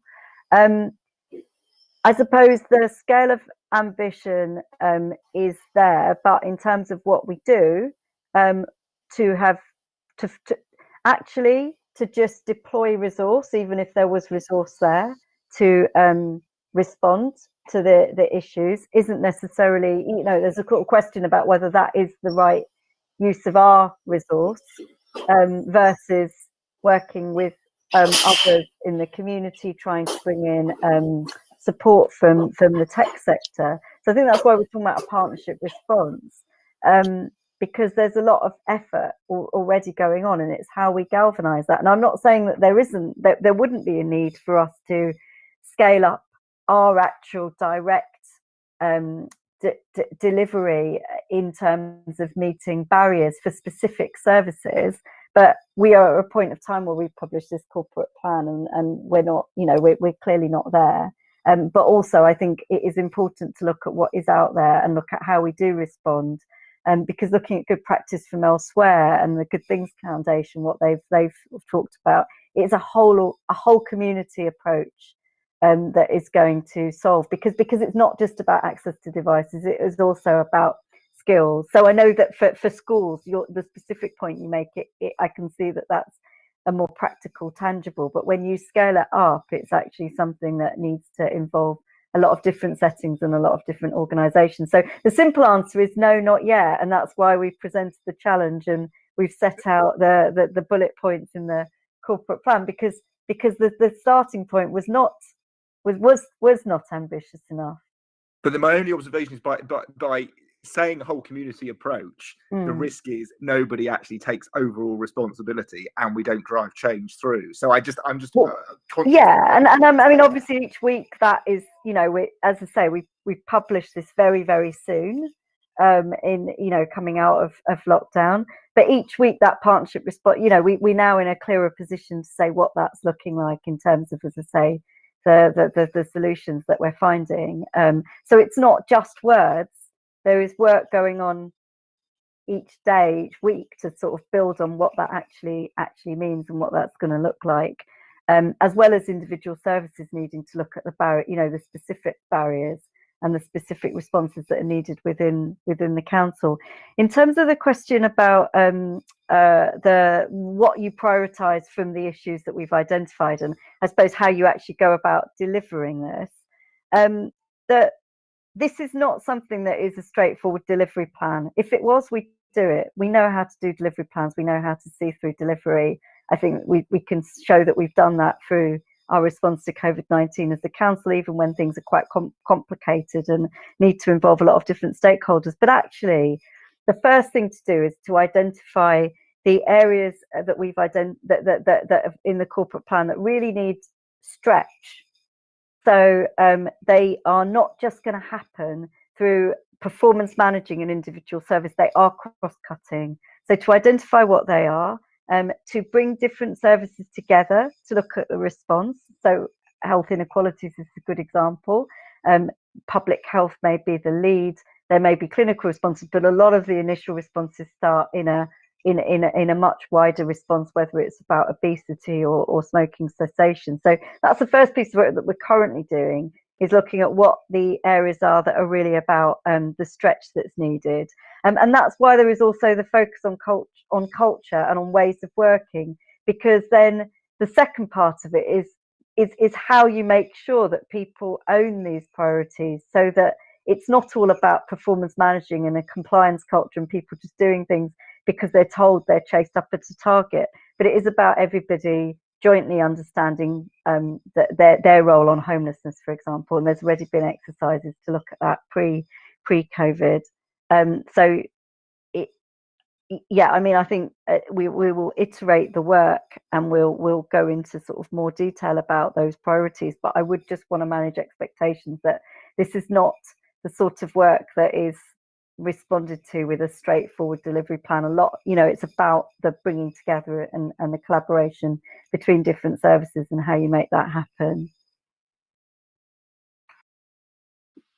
Thank you very much, Sonia. I think Councillor Selman wants to come in, I think, on these issues as well. No, just very, very briefly on the digital divide point, and I guess the question from Cllr Hayhurst of essentially, if you take a partnership, does it become sort of nobody's business, or become a sort of not specifically what are we doing around divide? I just want to emphasise there's a number of sort of key strands within it, which have got different sort of cabinet leads and parts of the council that are focusing on them. So there's the bit which is on essentially connectivity, which is primarily Councillor Mackenzie and Rebecca, or Councillor Rennison, which is very much about how we improve connectivity in, for example, our hostels and within our housing estates as well. There's then a strand which is round about sort of, primarily sort of education in young people, which is very much led by Councillor Bramble and Hackney Learning Trust, which is about how do we go above and beyond what the government scheme was around about provision in terms of making sure that there's greater access to principally devices, but also understanding that it's not just about devices.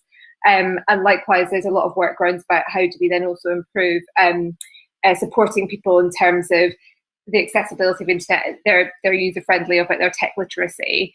And then I guess the bit that a lot of what Sonia's talking about, which is that partnership response, really cuts across all of that, and it's about how do we make sure that we try and work together with our different partners and have much more of a collaborative approach rather than lots of people going off in different directions doing different things. So it was just to clarify that, so it doesn't sound like it's overly vague and woolly. There's some quite key specific stuff happening in that. It's that it's really important though, because it is so cross-cutting and there's so many bits of it, that we try and pull it together and have a bit of an overarching sort of view of it as well. Yeah, so I just wanted to clarify it on that. Thanks. Sorry, can I just come back on that? I mean, and obviously this, I understand that this is the sort of the cross-cutting overarching plan, but where does that level of detail exist?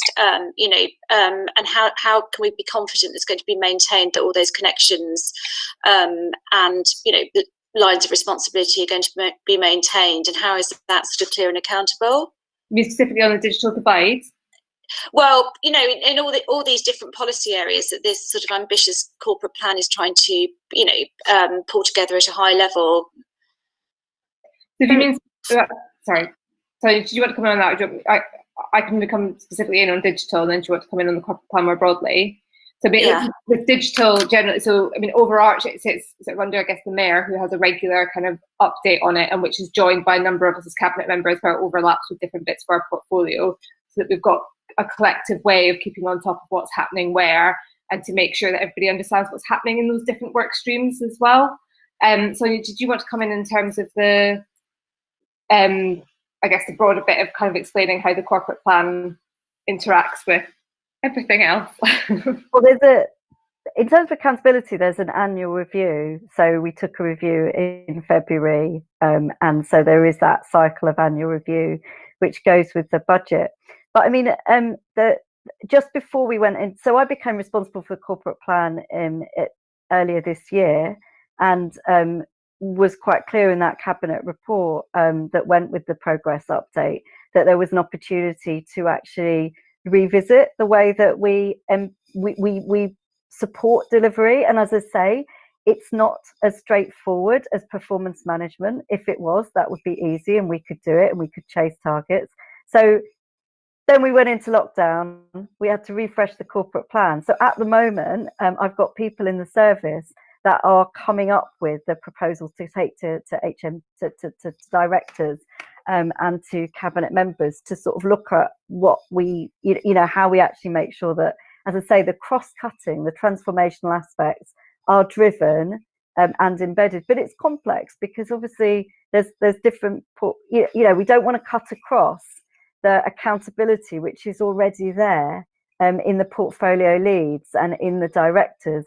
So as I say, the focus needs to be on making sure that there is the delivery of the things that are really going to change and are cross-cutting and don't sit in any one priority, but obviously overall accountability is the mayor. Thank you, Sonia. I think Cllr Etti wanted to come in. Are there any other questions? You're still on mute. Yeah, thank you, Chair. I'm sorry if this has been asked before. I wanted to ask Ian with regards to the funding gap. And also, I mean, the question goes to both Ian and Sonia. Sonia has talked a lot about partnership. And I wanted to know, with regards to the partnership, are we looking into partnership, not just within the borough or outside borough in some of the things we'll be doing? And also to Ian, looking at the funding gap, is there any way that we're looking into possibly working with other boroughs to campaign, you know, I mean, with regards to make up for the funding gap? So I'm just looking at that partnership from outside the borough. Do we have anything like that in place, or is this something that will be considered?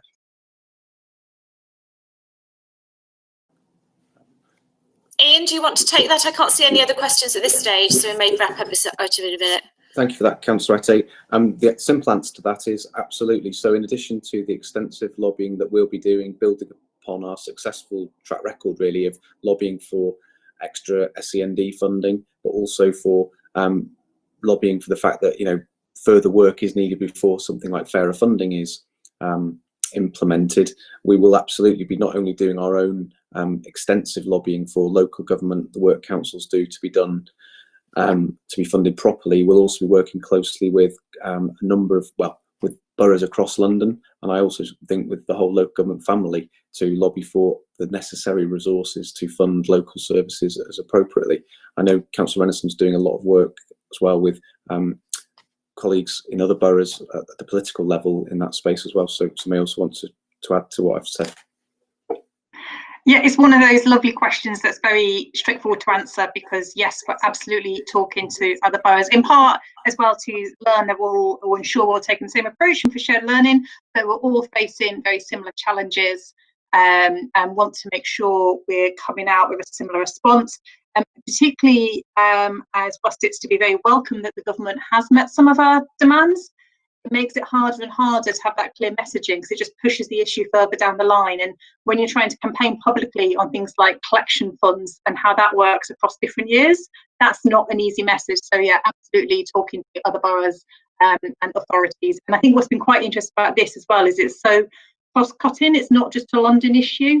So yeah, it is producing some interesting dynamics in local government, and particularly in terms of how it split some of that early funding and the winners and losers within that. So yeah, like I say, one of those questions, a nice clear answer.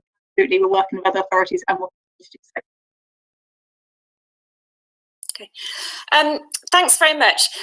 Thanks very much, Sonia and Ian.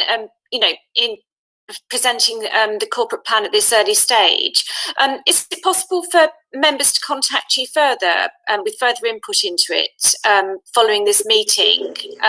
Obviously, we're not going to try and sort of inundate you, but there may be, as we had the papers at a late stage, there may be further contributions. Certainly. Yeah, it is very, very good to see how reduction of inequality and inequalities is embedded so sort of thoroughly as a strand through this plan, and it is in the front and centre of this. I very much hope that we know that this terrible tragedy that's happened to us with COVID is going to be, as you say, is going to be an opportunity for learning how we can innovate as a local authority, and how different parts of the council, which, and public services and the voluntary sector, which previously didn't have strong existing relationships, can work together, as well as using the challenges of technology. In addition, I really, really hope that despite the grim and uncertain financial financial picture that we've been presented with, that we are going to be able to continue, and maybe Councillor Rennison wants to come in on this, continue with the really, really important work that we've been doing and be able to support street homeless people and people with no recourse to public funds. And that's not something that that's something that will continue to, to transform people's lives. I don't know if anyone wants to come briefly back on that, or we'll move on to the next item. So, Margaret, was that a specific question in terms of how we fund that work, or? Yes, I mean, I think really it's an aspiration that I hope that's something we can continue funding going forward as part of our ongoing services as a council, particularly in those two important areas. I'll be brief actually, but I'm going to take advantage and just address this in a slight tangent. So absolutely, we've set out our plans for rough sleep-in and how we continue to work across the next year, particularly focusing or providing support to those with no recourse to public funds, which we've not seen lots of boroughs and lots of authorities commit to as yet. And we've put various measures in place around that. Key to that is working with partners. We've always been very clear that rough sleep-in is as much to do with health as it is to do with housing, and we need that health buy-in. I think one thing is also worth flagging, so we've raised with the government the issue of no recourse to public funds several times now. We've publicly called it to be scrapped as an inhumane condition across the board, particularly in relation to rough sleeping, where we know it's so important to get people in and get them support.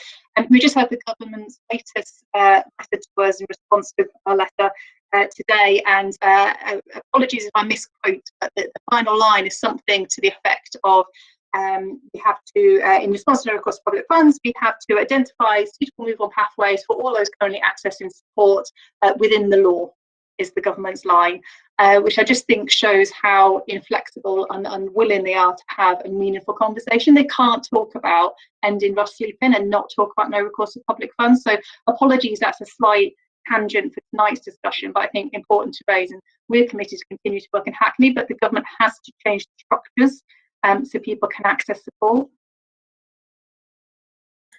Margaret, can I just ask what the next steps on the corporate plan are, so we can get a rough timetable for bringing a draft together? Yeah.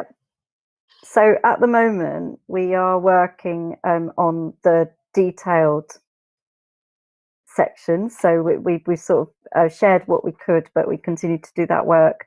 We're also working on a summary version as well. So the sort of comms, and working with comms on the comms side. We've said that we would have something more like fulsome by September, and at the same time, on the same timeline, we would have proposals for how we're going to embed the delivery, so the refresh, so the governance that's needed at officer level, and then the accountability. So over the next 6 weeks. Great, thanks very much.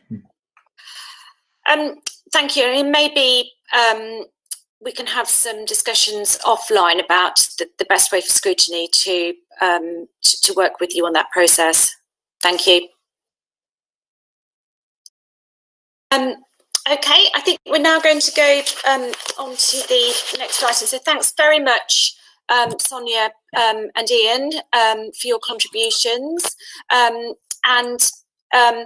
also to councillors William, Selman, and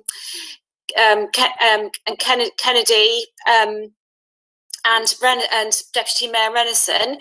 You're very welcome to stay for the next item, which is a discussion in relation to communications around scrutiny, but I completely understand if you want to log out at this point. No. Thank you, Chair. Yeah. Good evening, everyone. Cheers.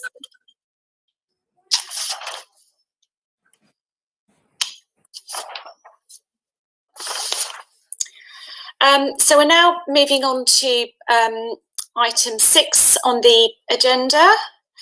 And I'd like to welcome Polly Chalk for this item, Director of Communications. So, I mean, obviously we've had a number of discussions in Scrutiny Panel in terms of how we can work together with the Council's communications team, because obviously it's extremely important in scrutiny for us to be open and transparent about our work. We're serving a really important democratic function on behalf of the residents of Hackney. So it has been an opportunity in some ways during the COVID pandemic for our work to reach a far wider audience, as several people have already commented, in terms of the broadcast of our meetings. But we've asked Polly to come along so that we can have some discussion about how we can use different communications channels. We can build on the learning that we've done during the pandemic. Communications strategy in place for ourselves as scrutiny leads, non-executive councillors, how we can make our work more publicly accessible, and discussing any sort of barriers and challenges that need to be overcome. Polly, I don't know whether you want to sort of introduce a few thoughts on that, and then we'll just open it out for questions. We're going to try and be about 10 minutes, I think, on this item, because obviously it's been quite a long night and we're aiming to finish early if possible. Okay, thank you. Thank you very much, Councillor Gordon. So absolutely, as you say, this is a discussion that we've had before, and actually we would have hoped earlier this year to have been able to come to you with a full communication strategy for scrutiny. The year hasn't quite worked out the way we thought it was going to in lots of ways. So actually the entire team has been focused on supporting the council's response to the pandemic since March, and whilst it has delayed us in making the formal recommendations we'd have liked to you, as you point out, the changes in the way that we operate, that we've been forced to make, have presented some really great opportunities for the commissions and how they share their important work. So really just wanted to have a discussion with you about it. At the moment, how are we promoting the Scrutiny Commission meetings? Well, we still have Hackney Today or Hackney Life, depending what month it is, delivered to every home in the borough. So we always use that to promote the Commission meetings. We use our corporate social media channels, which have a huge following. And we're using the e-newsletters, which we started publishing daily at the start of the pandemic and have now gone down to 3 times a week. And we were publishing them before COVID, but they had a very low number of subscriptions, and now we actually have more than 6,000 subscribers to it. So that's a really powerful tool, and we're still putting it out 3 times a week. And we have, over the last week, started to introduce more non-COVID content into it. So it's become a more general newsletter. We obviously have the live streaming that we're doing now. And that has seen a big uptick in the number of people coming along to meetings, the most popular being the recent health and screening, which had 312 views in 20. So people, gives people the opportunity not just to come along to the meeting and listen in live, but to actually watch it after the event. So I think in terms of the role that the corporate comms team has is really to promote these meetings via all our channels, and also to promote calls for evidence or resident participation, because that's really important as well. The role of the scrutiny team in it is to ensure that the comms team is kept informed about upcoming meetings, but also not just informed, but that we really understand what the key priorities are. And I think for the scrutiny chairs, it's about maintaining that relationship with their link communications officer and raising any requests for additional support through their link communications officer, and also promoting the commission's work via their own channels. So, it was up for discussion whether the chairs want to establish their own social media accounts and so on, and whether they require any training and support around that.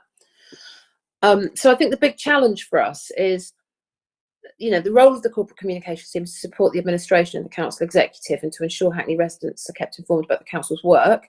The Scrutiny Commission's role is to scrutinise and hold the council to account. So it's really important that your work is independent and transparent, and that as a corporate communications team, we're not seen to be influencing your voice. So that's a challenge that goes beyond providing a service that promotes meetings and participation. But we really want to make sure that we can explore with you the best way to do that. And we'd really welcome the opportunity to discuss with the chairs, especially via their link communications officers. And that's it really, and I'd be really interested to hear your thoughts on it. Thanks very much, Polly, and also thanks to you and the rest of the communications team again for all the work that you've, tremendous work that you've been doing during the pandemic. I think Cllr Hayhurst wants to come in. Yeah, thanks, Polly. The advent of streaming and watching has been, I think, Health in Hackney, the last 2 meetings, nearly 800, nearly 400 now. So that's just been amazing in terms of the reach we've been able to have. I suppose my sort of points going forward would be, one, this might be more IT as well, but if we do go back to face-to-face meetings, how we maintain the streaming situation to maintain that accessibility. 2, yes, I think it's incumbent on us, and I haven't been doing it enough, to use that linked officer to, if there's an agreement of, we just give it the content of a tweet or the link, that it goes out that day or the day before via the Twitter or the Facebook channel, and that can go out via the council messaging. In terms of other things, I think the YouTube channel still isn't clear when you go in there, that the own separate scrutiny area and then broken down by commission. And I think there's work that could be done there just to hide it off and make it clear, and possibly within the own sort of scrutiny pages on the website to have clear sort of links, straight click to the last few meetings. But I suppose my big sort of suggestion would be, in terms of accessibility, is to either, whether the scope through the linked officers or through training to the scrutiny officers, to be able to cut clips, maybe just one or two, but the request, the suggestion, like sort of Newsnight to who's sorry, I can hear lots of feedback. That whereby your sort of the most interesting things that are said can then be re-advertised post the meeting. So sort of whether it's the director of the Homerton sort of justifying why they're doing X with paying the wages or whatever on COVID, and then that sort of can then be edited pumped out highlights again afterwards. Say again?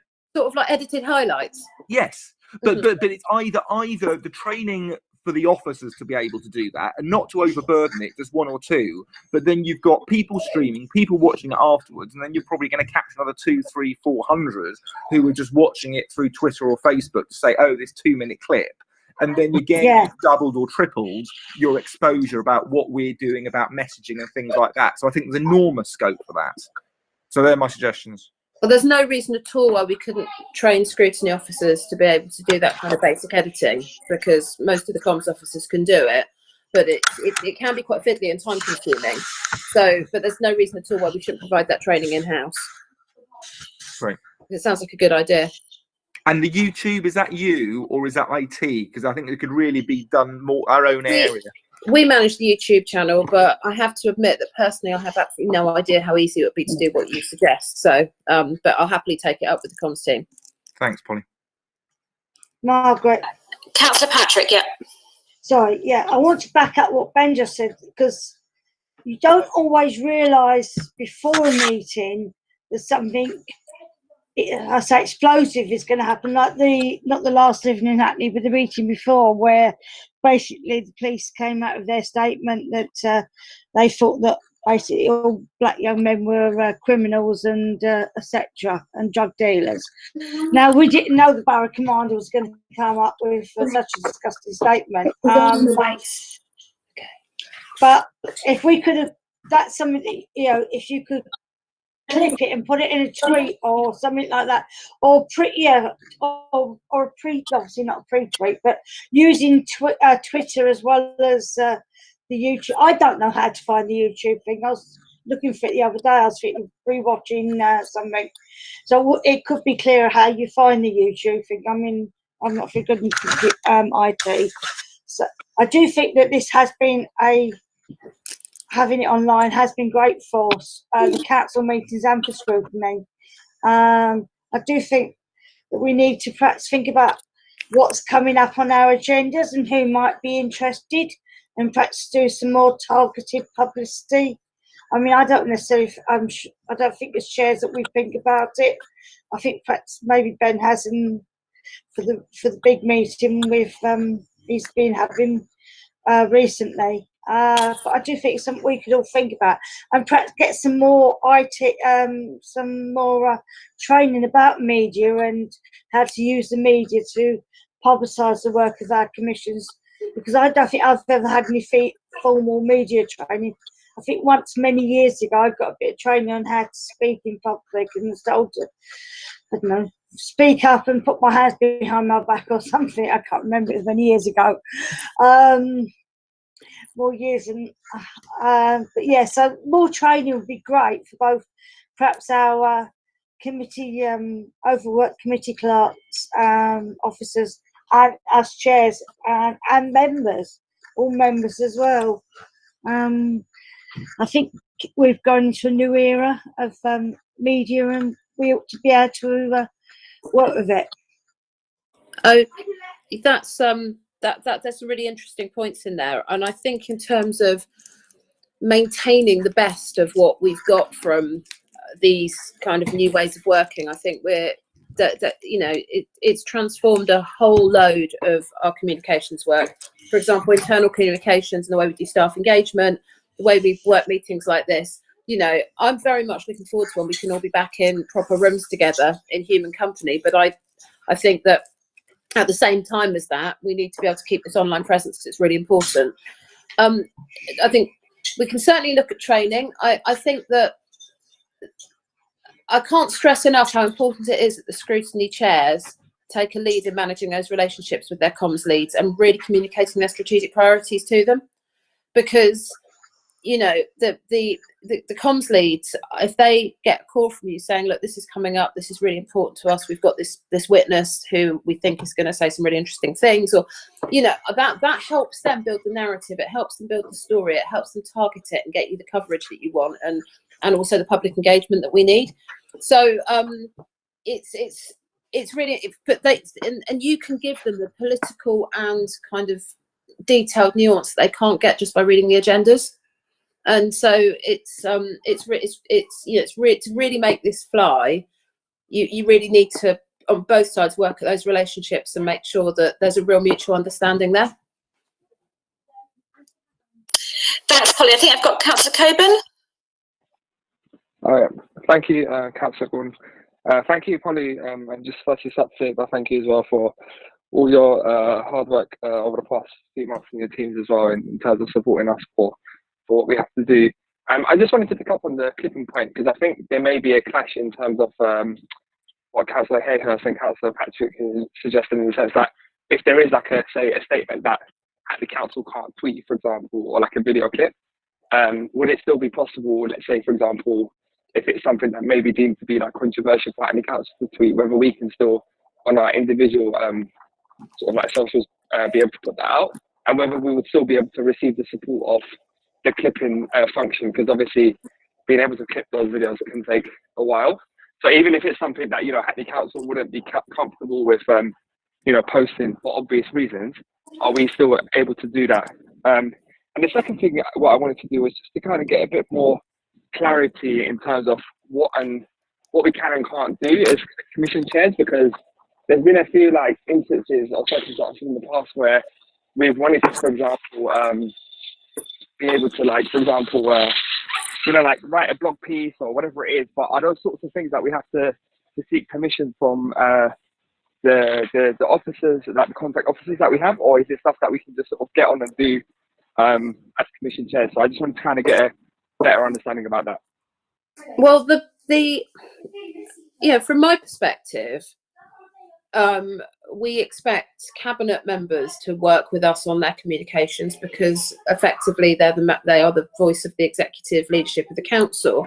Councillors on the back benches, whether they're scrutiny members or not, are free to communicate using their own channels in whatever way they see fit. Our corporate channels, whether that's Hackney Today, whether it's the council website, whether it's the council's corporately owned Twitter feeds, that is where you'd need to work with us. And I don't like using sort of the word permission. It's not a question of whether you're allowed to do things or not, but there are some things that would be suitable for putting out through those corporate channels and some things that wouldn't. But, you know, most of you have got your own personal Twitter feeds, and, you know, you're absolutely at liberty to do what you want through those. So I think that's the distinction, really. And if you want to write and publish a blog as Councillor Mayor Coban, you can publish it any way you want, but probably not on the council's website without working with us. Does that make sense as a distinction? Yeah, that definitely makes sense. I just wanted to clarify that, and thank you so much. And in terms of tweeting a controversial link, you know, making a controversial cutting from a meeting, and, you know, that's really difficult, and I won't pretend to have an answer for it right now, because obviously, as I said, again, as backbench councillors, you can sort of do what you want, but obviously there are going to be some things that if they've got a level of corporate support might be problematic. I'm not sure there's anything in there that we couldn't work through by having a conversation though. You know, I think it's those sort of things would be case by case, and we probably have to talk it through. You know, I'd probably have to give that a little bit more thought, but it's not that straightforward. The only thing just to come in there, my only observation would be, I think in this capacity, it would be less backbenchers, it would be as scrutiny chairs. Yeah. And for example, if one of the committee chairs felt that one of the directors was significantly failing in a particular area, and we wanted to, and that wasn't acceptable. Now, yes, there are ways to raise that, but it may well be, I mean, I'm not saying you would necessarily take that, but you could say as a scrutiny function outward facing, there's the right to put that out there, I suppose. And but, I think as a personal communication from a scrutiny chair, that would be perfectly acceptable. So yeah, it's about the use of corporate channels where it potentially becomes more complex in terms of relationships with partners and so forth. Yeah. Thanks very much, Polly. I've just got a question about whether you've got any analysis of who's been watching these YouTube. Is that something that's possible to do or not? It would be, you know, interesting to see which residents are watching it, and also whether it's breaking down barriers of sort of access to meetings, you know, with people who can't come out in the evening. Do you have any? Is it possible to analyse it or not? Yeah, there are colleagues in my team who can answer this better than I, but I think we can get some sort of geographical analysis on Twitter. I don't think we can on who's watching YouTube or who's participating in things like this, but I will go and find out if we can. I mean, my feeling is that the good thing about this approach for residents is they can just tune into the bit they want to hear, so they don't have to give up an entire evening to go and sit in the town hall and wait for their item to come up. They can, you know, they can do what I've done tonight, which is just come in for my bit, which is fantastic. And I think that does make it a lot more accessible for people and a lot more appealing for people as well, which is why I think it's something we should definitely continue doing as long as we can. Yeah. Can I just suggest something? Sorry, Councillor Gordon. Yeah, far away. Just on the point of getting a better understanding of the types of people who are like watching the sort of the videos. It may be a bit extra work, but I mean, you can always like kind of maybe create like a very short like feedback or Google form and just post it on the YouTube link as a comment and ask the viewers to fill it in. And you may just ask them, you know, just very basic information about what interested them to sort of to attend a meeting or where do they live in Hackney like area without too much specifics. And that may then just help inform us as committee chairs as well. Yeah. Just a thought. I have no idea whether that's technically possible, but I can certainly find out. Can I just add one? Can I just add one more bit? Just on that? Far away. Just picking up something sort of Polly just said in terms of being able to dial in for your bit. What I've been asking Jarlath to do and what we're starting to do now on health is as we go along, he's creating a little crib sheet for each agenda item when somebody speaks and what's being very briefly what's being discussed. And so thus, if you wanted to sort of retweet or share a video clip, you could say, go to 2104, and then you can watch that bit. And then it may be where we can get to a place whereby something like that is posted alongside the video, so people with catch up can go to the particular item and know it's in that 10-minute segment. And then I think even going beyond that, the next stage for me is just thinking about how the officers work. What are the place of minutes going forward? Do they need to be as detailed? Do we actually need to move towards a place where more focus is going on clipping videos, doing that timeline, making it presentable, and not spending 3 or 4 days every month scripting the minutes ad nauseum, just doing a few actions? And so I think there's an awful lot of potential to move forward to a different way of thinking and a different way of engaging. I think that's right, and I think that each scrutiny chair is going to have a different approach to this and a different style, and I think again that's why I'd stress the importance of making that relationship with your link officer, because the more that they understand about your own personal communication style and the way you'd like to get this work into the public domain, and you know, bluntly, your own personal confidence with the tech stuff, how much support you need, that kind of thing, I think the better it'll be.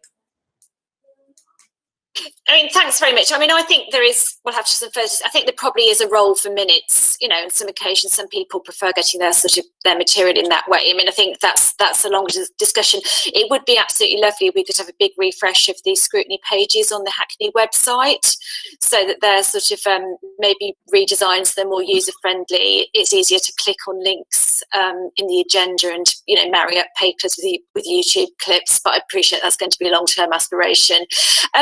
Just sort of maybe trying to briefly sum up actions. I mean, I think Cllr Patrick's idea of, you know, when it's possible, some more general communications training for all members, including scrutiny chairs, would be great. I mean, I think you're going to work with Tracy and her team in terms of training for clipping videos, and also that ourselves as chairs need to be proactive in you know, contacting and building relationships with our officers, and make sure that's something that's diarised, you know, it's diarised in advance as part of, you know, this is another thing that we do in terms of preparing for meetings.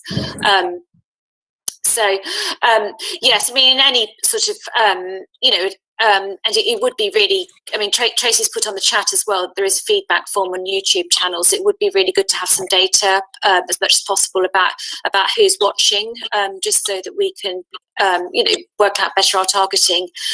So I think, unless anyone else has got anything to say, I'm going to draw that to a close. Thank you very much. Thanks very much, Polly. And I think we've got a couple of quick final items, and so and then we can hopefully finish the meeting early. So so going on to item 7 on the main agenda, the minutes of the previous full scrutiny panel on the 13th of May, pages 139 to 153 of the agenda. Are we able to agree the minutes, or has anyone got any comments or corrections? Agreed. Thank you. Agreed. And then the work programme. I mean, again, this is something we'll probably end up discussing online as sort of events, as offline as events unfold. We've obviously touched on the poverty strategy this evening. We're going to, I think, in the next meeting have the updated and advice services, because that was something that we'd brought over from the last municipal year, and then the information about learning from how complaints is cascaded, again, is another item that's brought forward. So, and we've got the dates. The next meetings are the 5th of October, 1st of February and 26th of April. I mean, I think, given the lateness of the hour, unless anyone's got any immediate ideas about ideas of scrutiny panel going forward, I think what I'm going to do is I will arrange to have a meeting with Sonia in relation to how scrutiny as a whole could input further into the corporate plan, and I will feed that back to members. And if anyone's got any ideas or asks for that, please let me know. And item 9, any other business? No. No. Okay. Almost 20 minutes early. Okay. Take care, everybody. Thank you. Cheers. Bye. Thank you. Bye. Thank you. Goodbye. Bye. Bye.